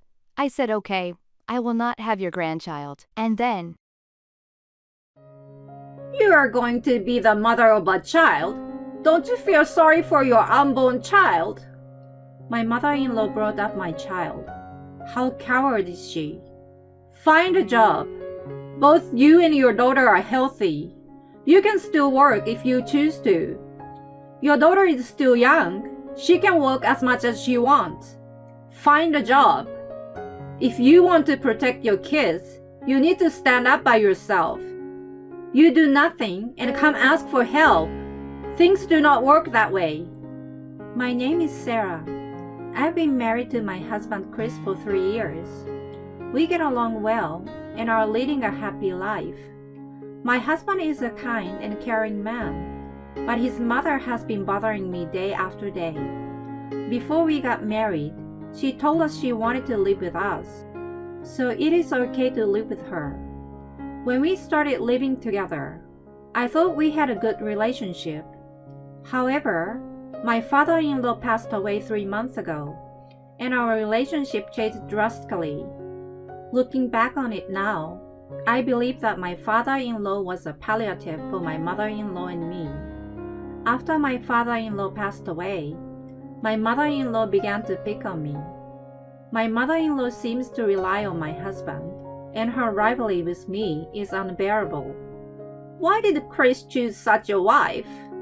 Whenever my husband is not around, she repeats such rude remarks. At times like this, I'm so glad I have a job. If I were a full-time housewife, I would have to endure this sarcasm all day long. If I could only endure it for less than an hour before my husband comes home, I would be free from this snoring. With this thought in mind, I decided to let it pass without saying anything in particular back to her. However, I was fed up with the daily grumbling for an hour. Twice a week, I'm in charge of making dinner. However, while I'm preparing the meal, my mother-in-law comes into the kitchen, and she's always nagging me about what to do and how to do it. No, it's simmered dishes again today? Angela, you don't like fried food, do you? Don't treat me like I'm old. The other day, you said you didn't like fried food. Before that, you said you didn't like a stew. I never said that. Had she got dementia? But if I say that, this screeching will go on and on. Well then, I will make fried food. Fried fish would be good. Something we don't have in the fridge again. I bet she checked in advance and said that. I understand. Then I will ask Chris to get some fish. Wow, you use my son like a maid, don't you? A maid? He's going to eat it too, so shouldn't it be okay for him to get it? What am I saying is, you make my son run errands. Okay then, we will have simmered vegetables today. I don't want to eat simmered vegetables. Then I will use delivery today. Don't try to skip your chores. I just couldn't help but have a bitter smile. In the end, no matter what I suggested, my mother-in-law denied everything. And when my husband comes home, she eats all the dishes she had scorned. What a pain in the ass. But this is not the only thing my mother-in-law says. She also says things about our children. You have been married for 3 years, right? Yes, that's right. Grandchildren. Aren't you having my grandchildren yet? That is right. Not yet, not yet. Don't be silly. Answer me properly. Not yet. In the past 3 years. Yes, yes, yes. If a couple can't have children after 3 years of marriage, they get divorced, wasn't it? Yes, you know what I mean. When will I get to see my grandchildren? I don't know. It's a gift, so. Isn't that something wrong with you? What? You have a problem, so you can't get pregnant or something. So annoying. Even though I've decided to ignore whatever she says, I'm dealing with her too. Well, I understand what she's trying to say only about this issue. It's not that my husband and I don't want children. Rather, we are always ready to have it, but there is nothing we can do about it, as it does not come to us. We are both still very busy with work, and indeed, we don't have much time to spend with each other right now. Even if my mother-in-law doesn't tell me, I'm thinking about having a child. We are ready to have a baby anytime. From my mother-in-law's point of view, it will be her adorable son's child. I'm sure she can't wait to see it. But you are quite old to have a baby now already, aren't you? I doubt you will have a healthy child. I only accept healthy children. I understand. I will make sure Chris knows it has to be healthy babies. Wait a minute. This has nothing to do with my son. Ha ha. He's a big part of it, isn't he? She must know she's doing something nasty, so she doesn't want her son to know about this. Well, I haven't complained to my husband about his mother. He's very concerned about his mother, who lost her husband. My husband would be hurt if he knew about this. Besides, I can still bear it. It's not like she's violent or anything. I thought that if I just let it go in one ear and out the other, everything would be fine. Amid this routine, I found out I was pregnant. My husband and I, thinking of my mother-in-law, told her about it when I was in stable period. However, my mother-in-law had an indescribable look on her face. I thought she would be happy, so I was surprised to find out that she was not. The reason was that my sister-in-law got pregnant at the same time, and she was having problems. She and her husband were having marital problems. They were on the verge of divorce. What on earth was going on? The next day, my sister-in-law came to our house. What she told us was full of surprises. According to my sister-in-law, her husband had been unfaithful, and he left the house with his pregnant wife behind. She did not know what to do and came back to her parents' house relying on her mother. I think coming back to her parents' house itself is natural. However, there are a few things that I did not understand. First of all, this is the house of my mother-in-law, my husband, and I live. If she is going to live here from now on, she should at least tell my husband, let alone me.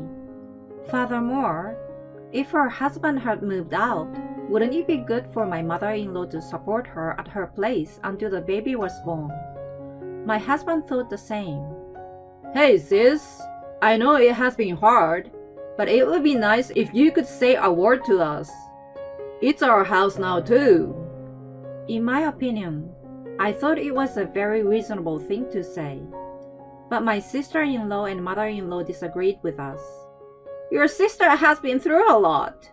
She has been cheated on by her husband, and after all that, he left her. Why don't you go to her house? Sarah is pregnant too. It's not easy having two pregnant women in a house. I would suppose Sarah. Why don't you go to her house and support her? I never know when he will come back. Am I supposed to leave my pregnancy under that kind of stress? No, I didn't say that. Well, then you should have told me before you got here. Lots were going on, and I didn't have time for that. Besides, this is my parents' house. Why should I have to ask for your permission? Dad said that, remember? This is their home now too. When you come back, you have to tell them that you're coming back too. What? Dad passed away? That's not valid. Well, there's no right or wrong. This is certainly my sister-in-law's parents' house. It is no wonder that some people think it's not necessary to say it in advance, and others think it is necessary to say it.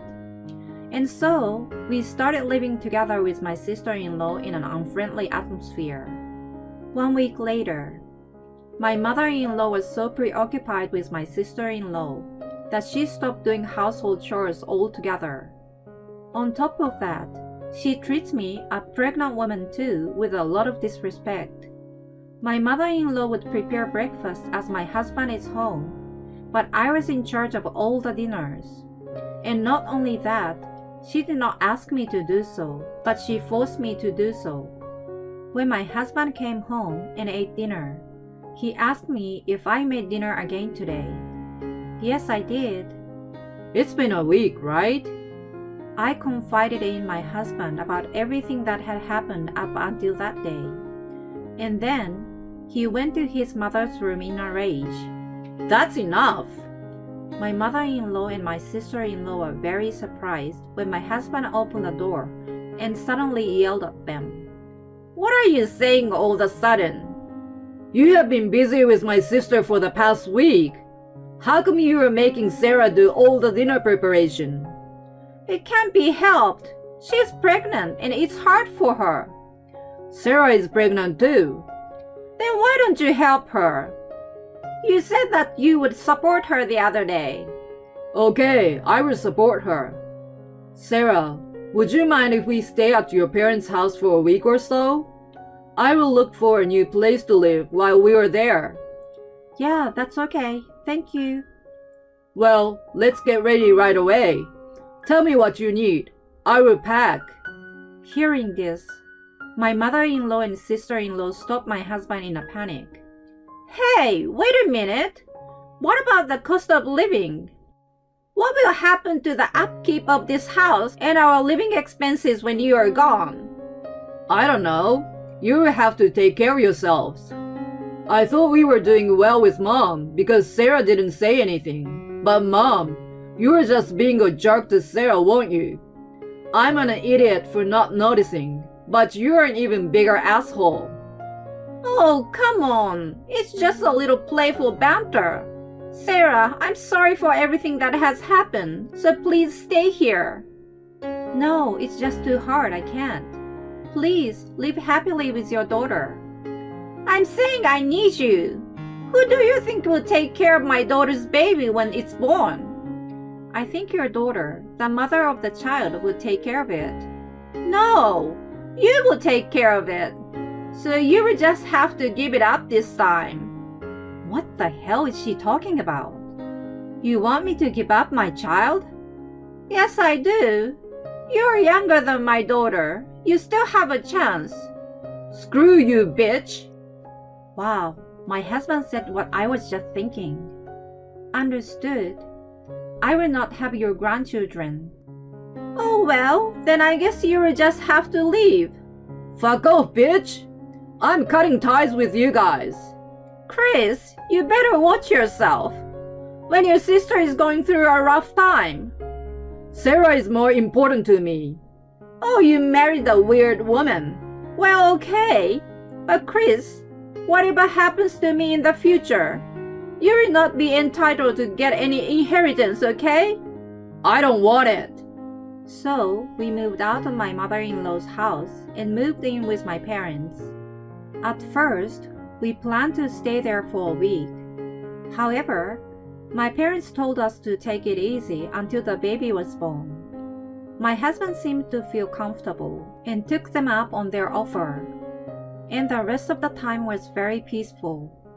We should have done this earlier. I'm sorry for being an insensitive. It's okay. It's only happened after your father died. It was only for a short time. I'm so sorry. My husband seems so sorry that he has tears in his eyes. No, really, I have talked back to your mother. Really, it's okay. Besides, we have a peaceful life now. Let's look forward to the birth of our child. Yeah. And then, about 6 months after we started living at my parents', I got a call from my mother-in-law. I didn't have anything to say anymore, but I decided to answer the phone anyway. What is it? Sarah, how are you? The reason my mother-in-law contacted me was to ask for money. She said she had some money saved up, but she couldn't withdraw it right away because it is in the time deposit. So she wanted me to lend her some money for a while. I decided to ignore it for the time being. I hung up the phone without saying anything. I told my husband when he came home.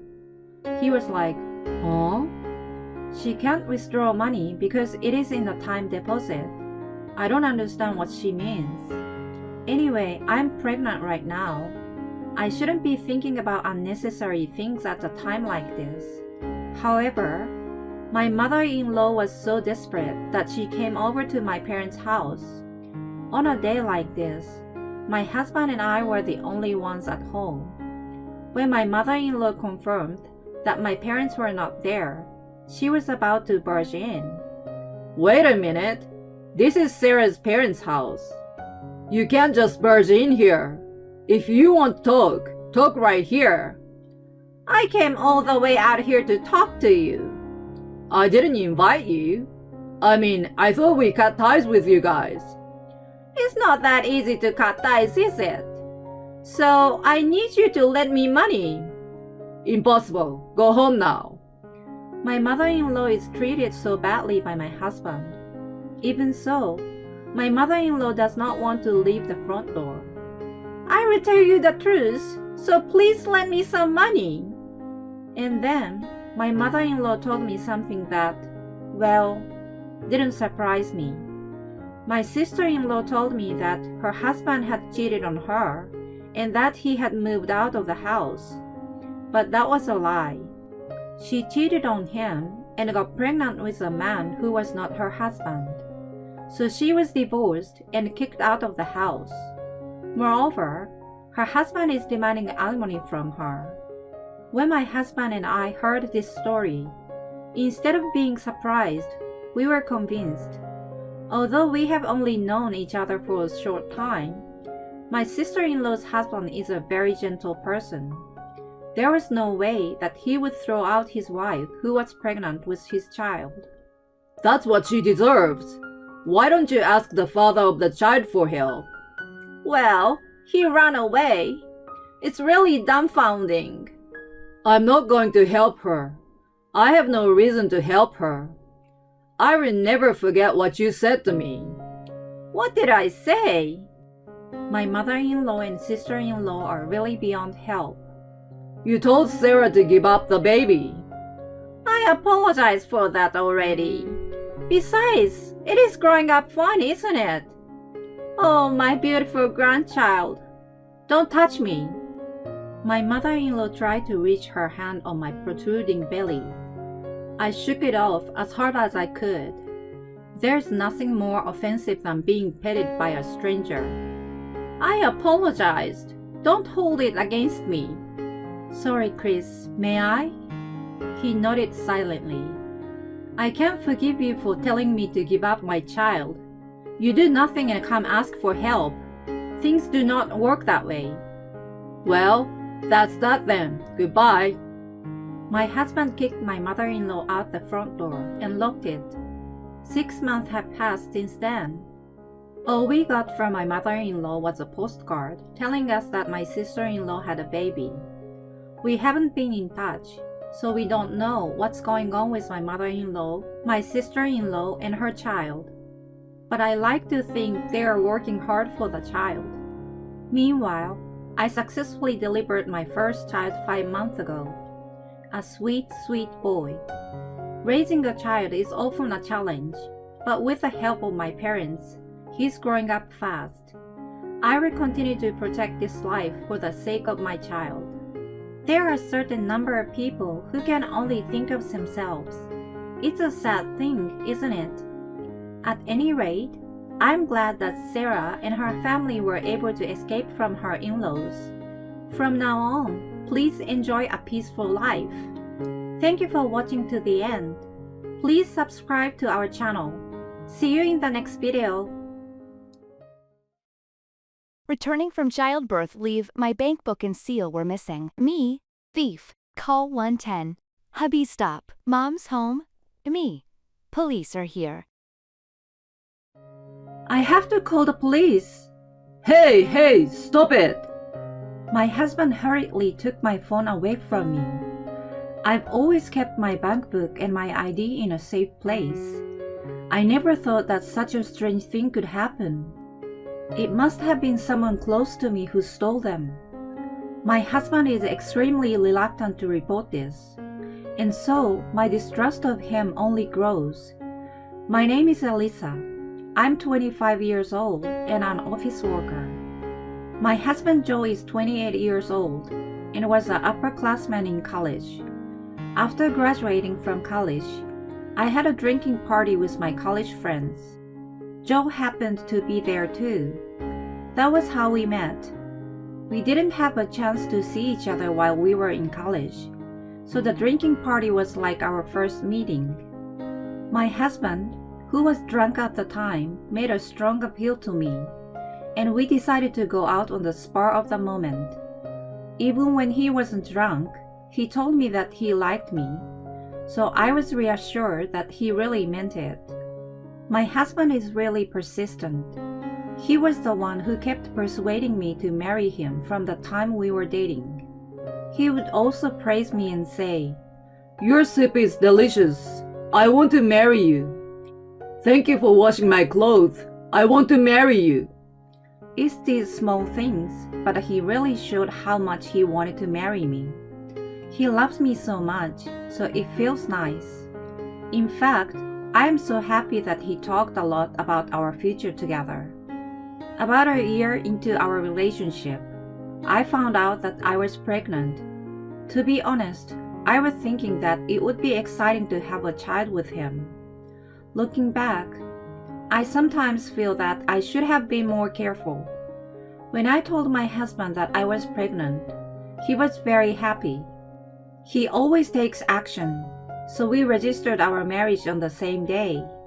We were now living together for the first time. We both used to live on our own. I was somewhat confident in my housework and had my own way of doing things, so I was anxious about living with someone else. My husband had also been living alone for a long time, and he said that he was confident in his housework. I thought that this would be okay, and I had high hopes for him, but I only got disappointed. In the beginning, he washed the dishes and cleaned the house, but the habit was gone after only a month. There were cups left on the table. Clothes were left scattered in the living room. He never took out the trash. I was in the early stages of pregnancy, so I tried to get my husband to help me with the housework as much as possible. I said, "I'm not feeling well today because of the morning sickness. Would you clean up after dinner for me?" My husband didn't even look at me because he was so absorbed in his phone. I'm in the middle of a good game right now. I will do it later.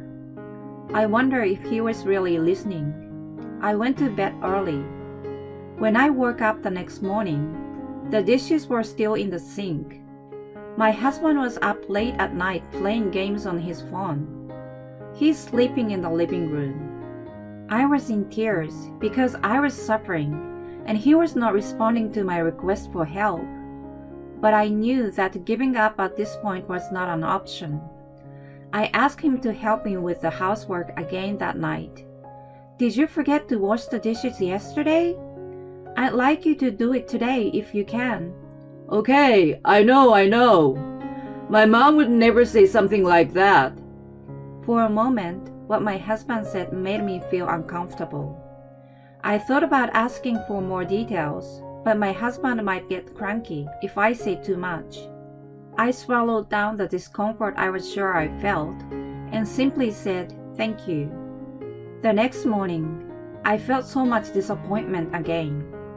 Yes, my husband did wash the dishes, but the dishes were left without being wiped dry. The sink wasn't wiped either, and the area was also soaked with water. Did I have to say, "Wash the dishes, wipe them, and put them back on the shelf"? I felt so discouraged and sighed deeply. I had no choice but to put the dishes away. I wonder what my husband's life was like when he lived alone. When I was beginning to distrust him, he started to talk about his mother often. My mama never made me or my dad do any housework. I see. Was your mom working? No, she's a stay-at-home mom. Well, she's a housewife, so she's supposed to do the housework. My mama did her chores perfectly, you know. I see. I hope you can be just like my mama, Lisa.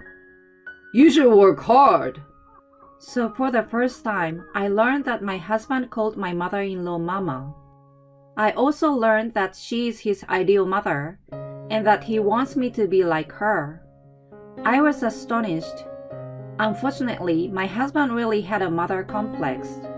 Well, how about I quit my job since I'm pregnant and become a full-time housewife?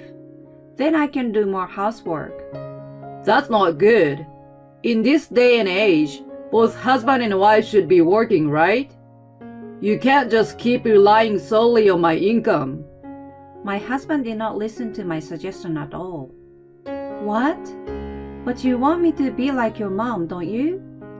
You can at least balance work and housework, because that's just the way it is now. So since you're saying it's this day and age, you will share the housework too, right? What the heck? Even my mama wouldn't make me do that. What he was saying was so messed up. My head was full of questions. In other words, he wanted me to take care of everything at home and be in charge of the finances too.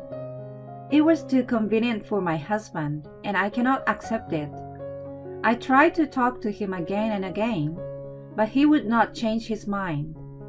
On the contrary, he said something unexpected. If you don't want to do the housework that badly, I will call Mama. That's definitely better. Why would you do that? That's not what I mean. I just want you to do things right. I'm telling you, it's not right to make me do it. So if Mama is here, it's gonna be solved. I don't know if it was because he wanted his beloved mother to be close to him, but my husband and I did not get along well. When my belly started to swell and become more noticeable, I was dreading the situation. Finally, my mother-in-law started coming in and out of our house. Oh my, isn't this so dirty? I will do all the housework for you. Every time she came to our house, she was very enthusiastic. It was as if she would redo the chores I had done one after the other. She was always trying to do things that I felt like my pace was disturbed. This is our house, so you don't have to do so much. It's alright. It's better if I do it myself. I'd rather do it myself. I told her what I wanted her to do, but she wouldn't listen to me. It's unfortunate that my mother-in-law and I couldn't communicate well. My mother-in-law seems to be proud of what she has done so far. She would often tell me stories like this. My husband is a bit disagreeable, but he makes a lot of money. He's currently working abroad. Is that so? But the reason he can focus on his job and make so much money is also because of me. I'm sure Joe will be just like his father. So you should learn from me, Alyssa. Haha, yes. This seems to be the reason why my husband was telling me to be like my mother-in-law. I'm sure that my mother-in-law had been telling him this idea for a long time. Oh, by the way, have you decided on a name for your child yet? No, we haven't decided yet. About that, I'd like you to decide on the child's name, Mama. What? Mama is going to help us a lot when the baby is born, so I don't mind if she decides. Oh my God! I'm so glad! Even when I make a blatantly disgusted face, they don't even look at me. I'm the one who is going to give birth to my baby, but I'm getting angry at their selfishness. I guess it was because of these days that I began to have frequent stomach cramps. I was stressed out and felt that my body was starting to show signs that I was not doing well. Every time my stomach rumbled, I would worry that my child would suffer. I became sicker and sicker at work, and so I began to take longer and longer breaks. I felt bad about this, and so I decided to talk to my boss about it. I said, "Excuse me, I need to talk to you about something." My boss immediately told me that he could tell just by looking that I was not feeling well. He suggested that I take maternity leave as soon as possible. I felt bad and said, but my boss said he would be happier if I had a healthy child and returned to work in good health. With his encouragement, I decided to take his advice and go on maternity leave.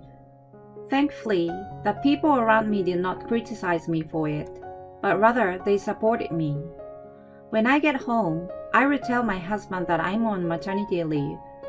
My mother-in-law was there today as well, as she should be. When I told them about my maternity leave, my husband didn't look happy about it. What are you going to do throughout that time? How are you going to make a living? I can't work because of my health condition. It's for the sake of our child. Let's just manage to get by on our own. If you're not feeling well, then why don't you ask my mama to take care of the housework? Then you can go to work. Yes, that's right. My mother-in-law's expression of approval is very annoying. My mother-in-law is the cause of my health problems, but my husband doesn't understand anything. I didn't like his response and have lost interest in arguing with him any further. I'm sorry, but if you can't understand me no matter what I say, then I can't stay here. I'm on maternity leave and I'm going home to have a baby, so I'm going back to my parents' house right away. Back to your parents' house? What do you mean? I had hoped to give birth at my hometown without my husband's knowledge. I was afraid that if I talked to my husband about it, he would say that he wants my mother-in-law to be there, so I could not tell him. When they found out that I was going back to my hometown, they were both furious. You traitor! How dare you do this? You hurt my mama. Why don't you just have the baby here? The two of them were so furious that I was surprised and overwhelmed. But I knew that if I didn't get out of there, I might be pushed around by my mother-in-law and my husband who has a mother complex. I've already paid the hospital where I'm going to give birth. You don't want to waste money, do you? Actually, I hadn't paid for it yet. But to my stingy husband, this lie seems to be effective. With the two of them trembling with anger, I quickly packed up my belongings and went back to my parents' house that day. Life at home is like heaven. I was able to spend time at my own pace. I was relaxed. My stomach tightness gradually got lighter, and my health condition gradually stabilized. As for my mother-in-law and husband, I think they are still very much upset that I'm going to give birth here. While I was here, they did not contact me at all. Actually, it made me feel safe and secure. I am able to spend my time without thinking about anything bad. And I was able to give birth to a healthy baby boy on the exact day of his due date. My husband probably forgot about the due date because he never contacted me at all. It seems he didn't know that I had given birth, so I decided to let him know that the baby was born safely. Then, after such a long period of no contact, I received a phone call from my husband. You don't have to stay at your parents' house anymore, right? Come home soon. The truth is, I wanted to stay at home for a little while longer and focus on raising my child. However, I had been at my parents' house for a long time, so I decided to return to my husband's place. When I returned to my husband's house, my mother-in-law was waiting for me. I wondered how they would react. As soon as he saw his son's face, he complained. Why did he have to look like Alyssa? He should have looked more like me. He looks like you here, and he looks like me over here. He doesn't look like Alyssa, so it's fine. Even though I endured the pain and the struggle of giving birth, they treated me so badly. I didn't have time to react to the words of my mother-in-law and husband. What was even more shocking was that the layout of the house had been completely changed. I could tell immediately that my mother-in-law had done it. You did a lot of redecorating, huh? I'm the one who did it. I had my mama come over every day since I started working remotely.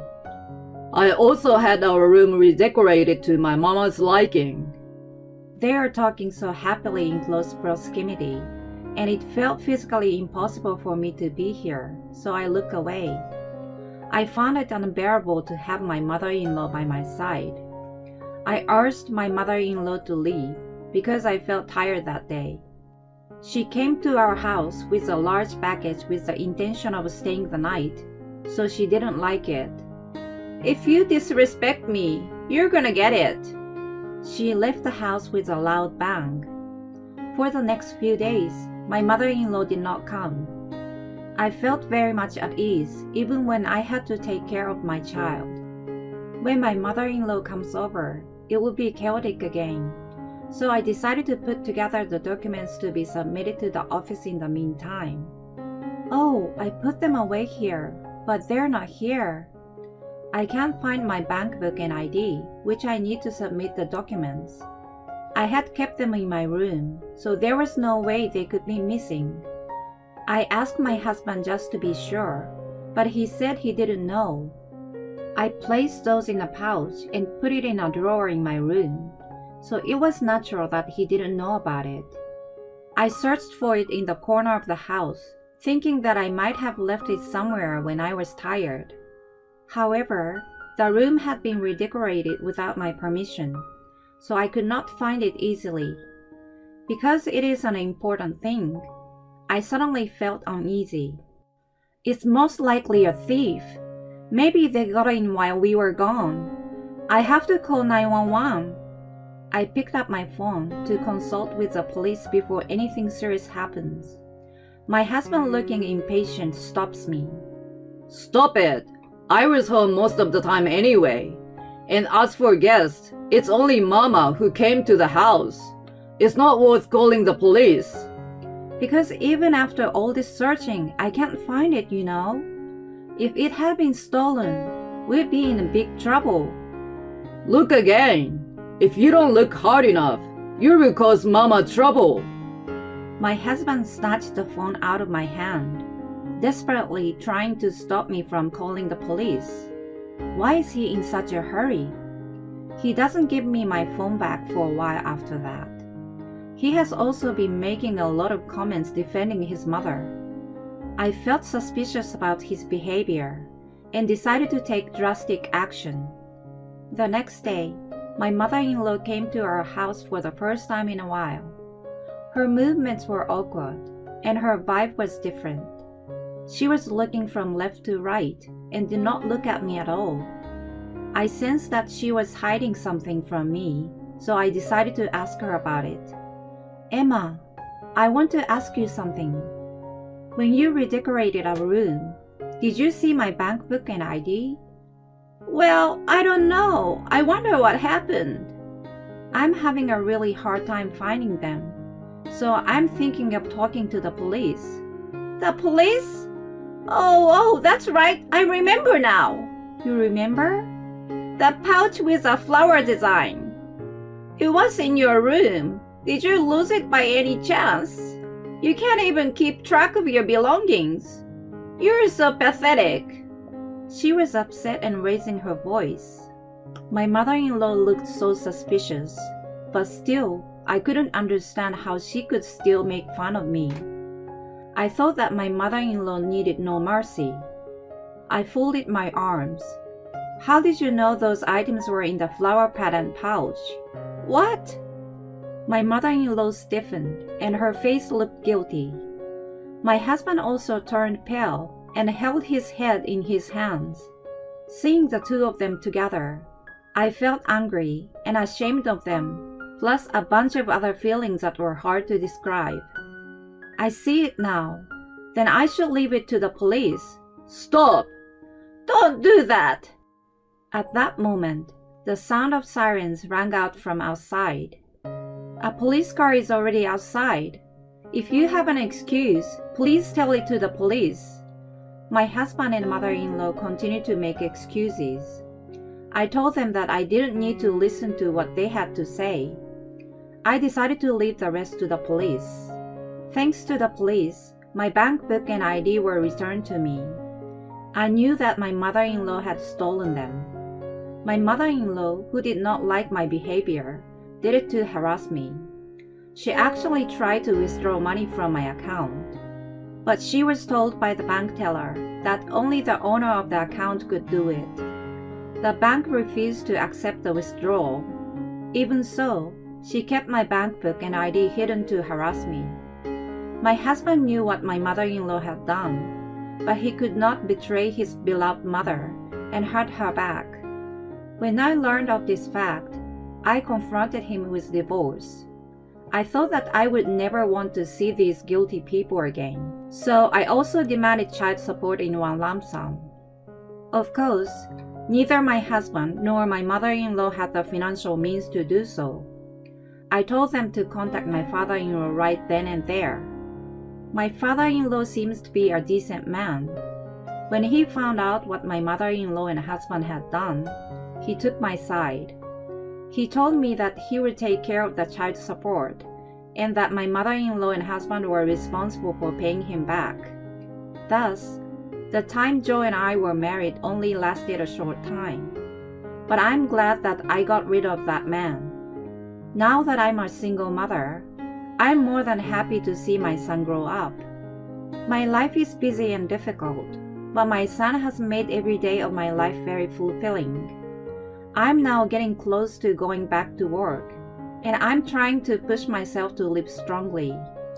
As for my ex-husband, after the divorce, I sometimes hear rumors about him, and it seems that his mother complex got worse.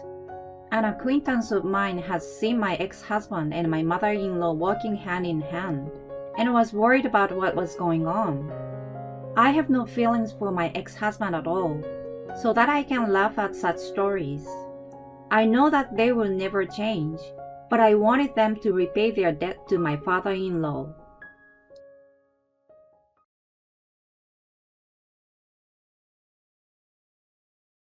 My husband is totally domineering.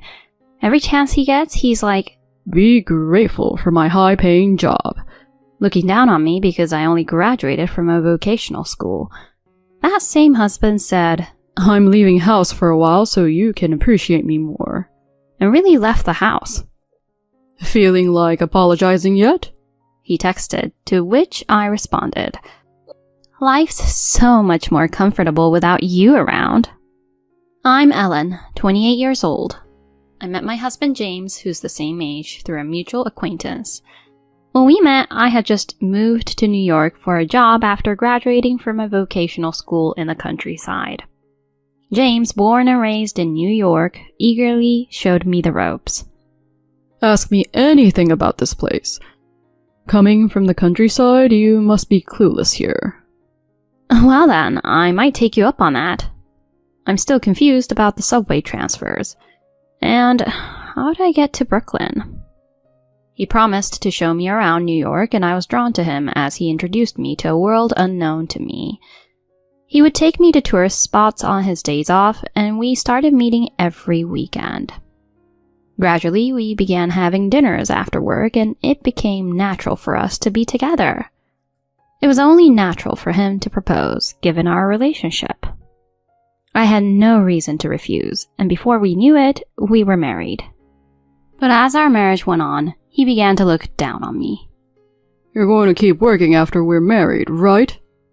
I looked him in the eye and answered, Yeah, I plan to. We have the mortgage to pay off. All right then, do as you like. Just don't slack off on the household chores. Huh? If we're both working, we should share the household chores. Share? Unlike you with your vocational degree, I have a responsible job. I don't have time for household stuff. That's unfair. I have work too. Work? It's almost like a part-time job. There are plenty of replacements for someone without a college degree like you. My job, which the company relies on, is far more important.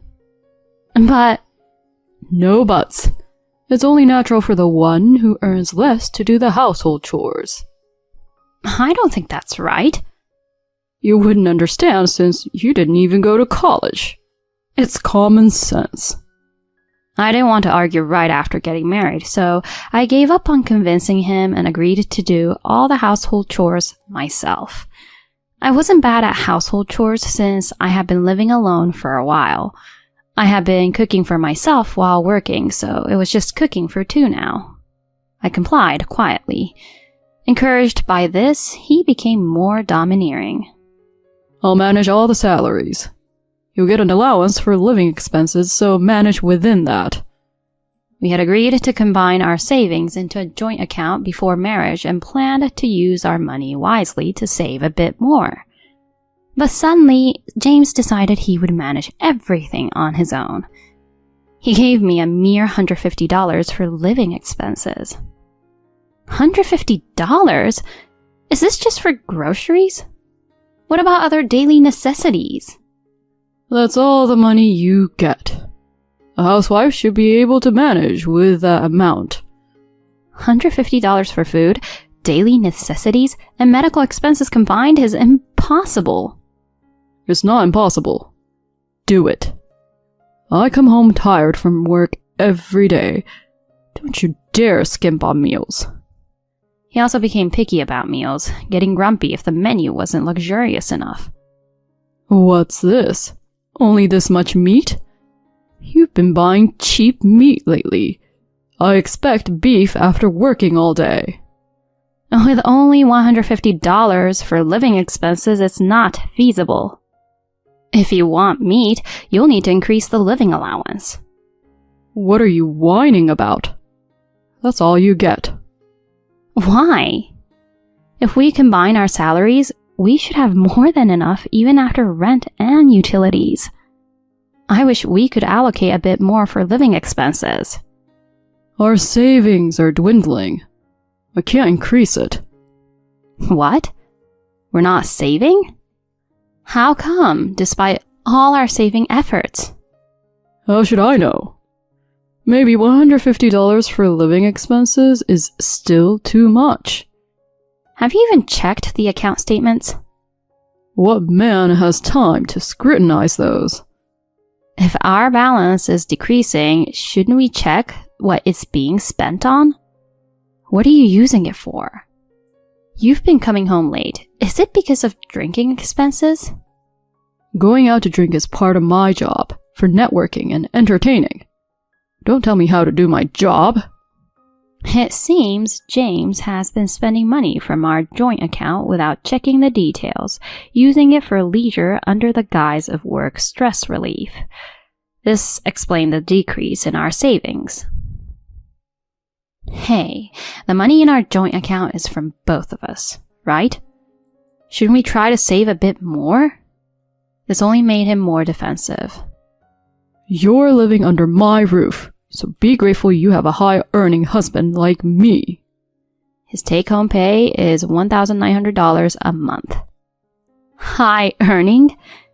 In his company, perhaps, but that has led him to overestimate his earning status. Listen, I'm juggling multiple jobs because I'm relied upon at work. With more clients, entertaining is unavoidable. It's natural for the number of drinking sessions to increase. In a company where layoffs are common, my indispensability should be clear.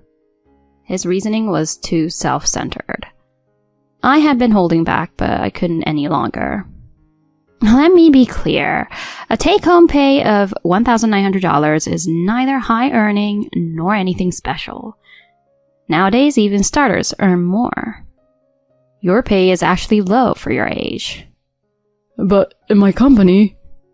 If you're considered high-earning in your company, then your company's pay scale must be low. What did you say? If you're entertaining for work, the company should cover it as an expense. It's not right for you to pay out of pocket. It's pretty common. Really? And are those who left really laid off? What do you mean? It's not explicitly stated as layoffs, but if the staff count keeps decreasing... Isn't it because everyone's quitting due to the toxic nature of your company? The pay is low, and overtime is hardly compensated. Plus, they don't even reimburse for entertaining clients. It wouldn't be surprising if it were considered a toxic workplace. What are you talking about? People like you, who work for such low wages without question, are valuable to the company in a way. It's more like they're using you rather than relying on you. I realized I had been too blunt by the time it was too late. James was red in the face, trembling with anger. A country bumpkin like you, coming from a vocational school, couldn't possibly understand how society works. Complaining about a $1,900 paycheck is just sour grapes. Sour grapes? Yes. I saw your pay stub, and you only had $700 deposited. What? Where did you see that? He said smugly. I've seen the deposit slip left on the desk. Idiot. No matter how much you talk back, you earn less than me. Without me, you wouldn't even be able to live on your own. He continued, leaving me dumbfounded. This is your punishment for defying me. I'll stay at my parents' house for a while. You try living on your own. You'll see how much you need me. Your parents' house? You can't be serious. I'm taking both the joint and my personal ATM cards. You'll manage with your earnings. With that, he quickly packed his bags and left.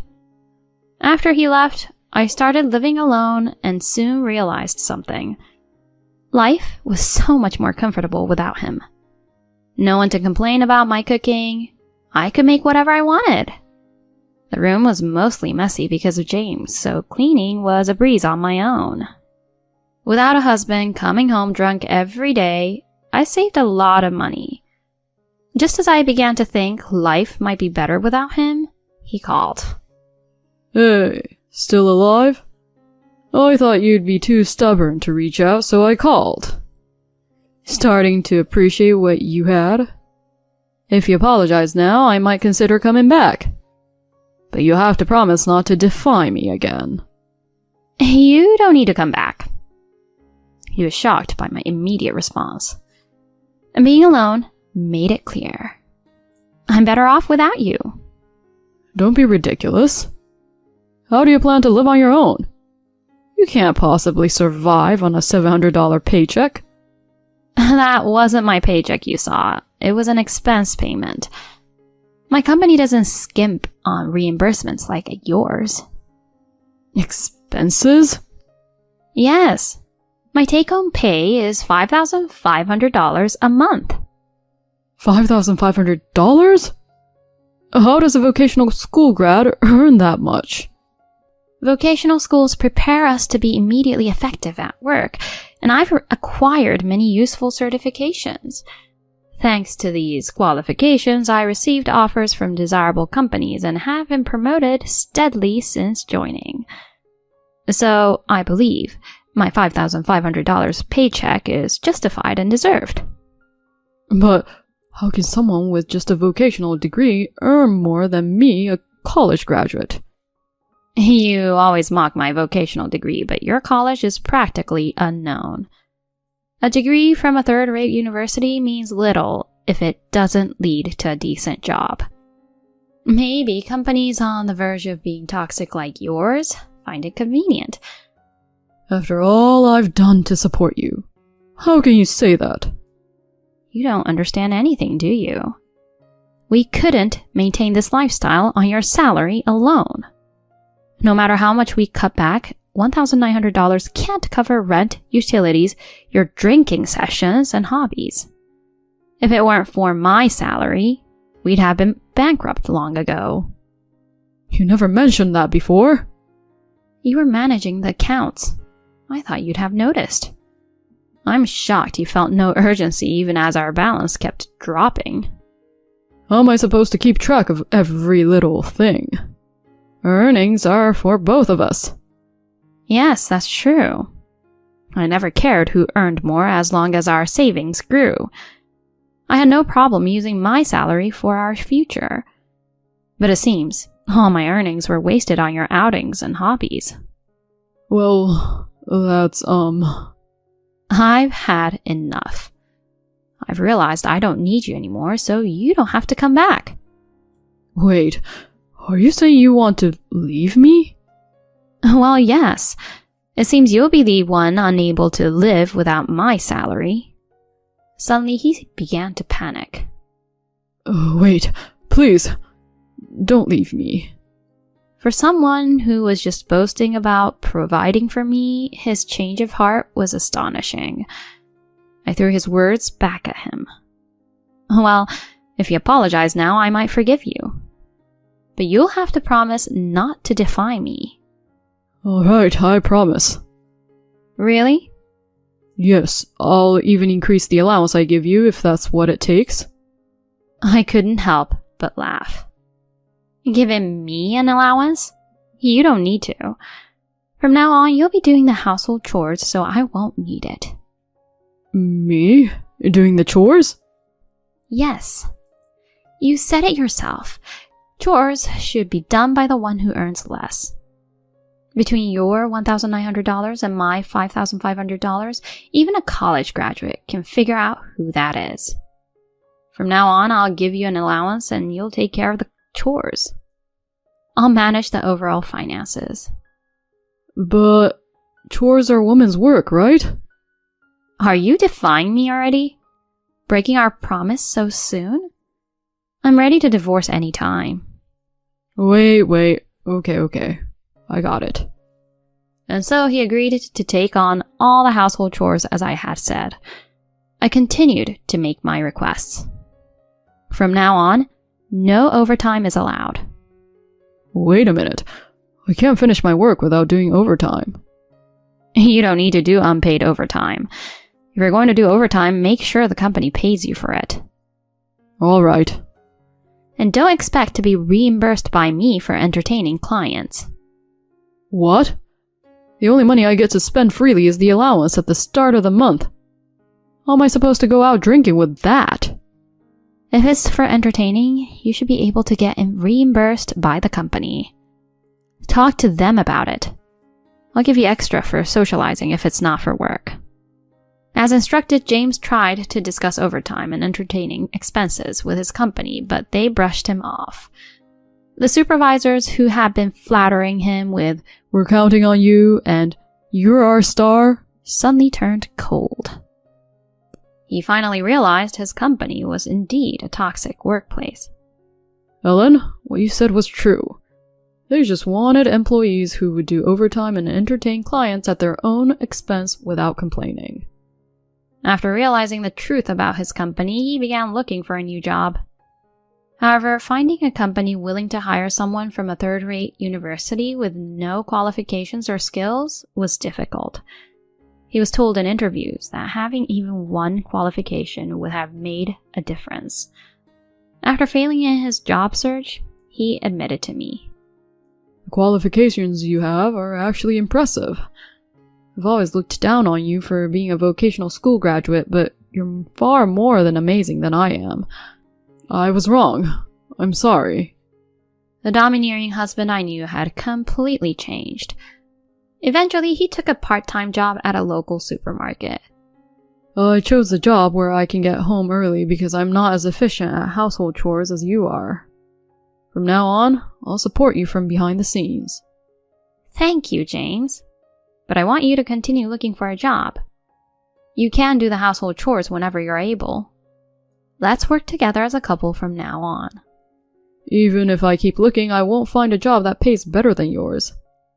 Don't worry about that. I was always against the idea that the one who earns less should do the household chores. I just wanted you to understand that by saying the same thing. Why don't you look for a job you really want to do without worrying about the money? So James started checking job listings in his free time and studying for certifications between his part-time shifts. If I don't have any skills, I thought I should at least get some certifications. Can you help me with the things I don't understand? Yes, of course. Our relationship had completely flipped from the beginning, but James and I were getting along much better than during our newlywed days. I much prefer the current supportive James over the domineering husband he used to be. We want to continue living together, combining our strength as a couple.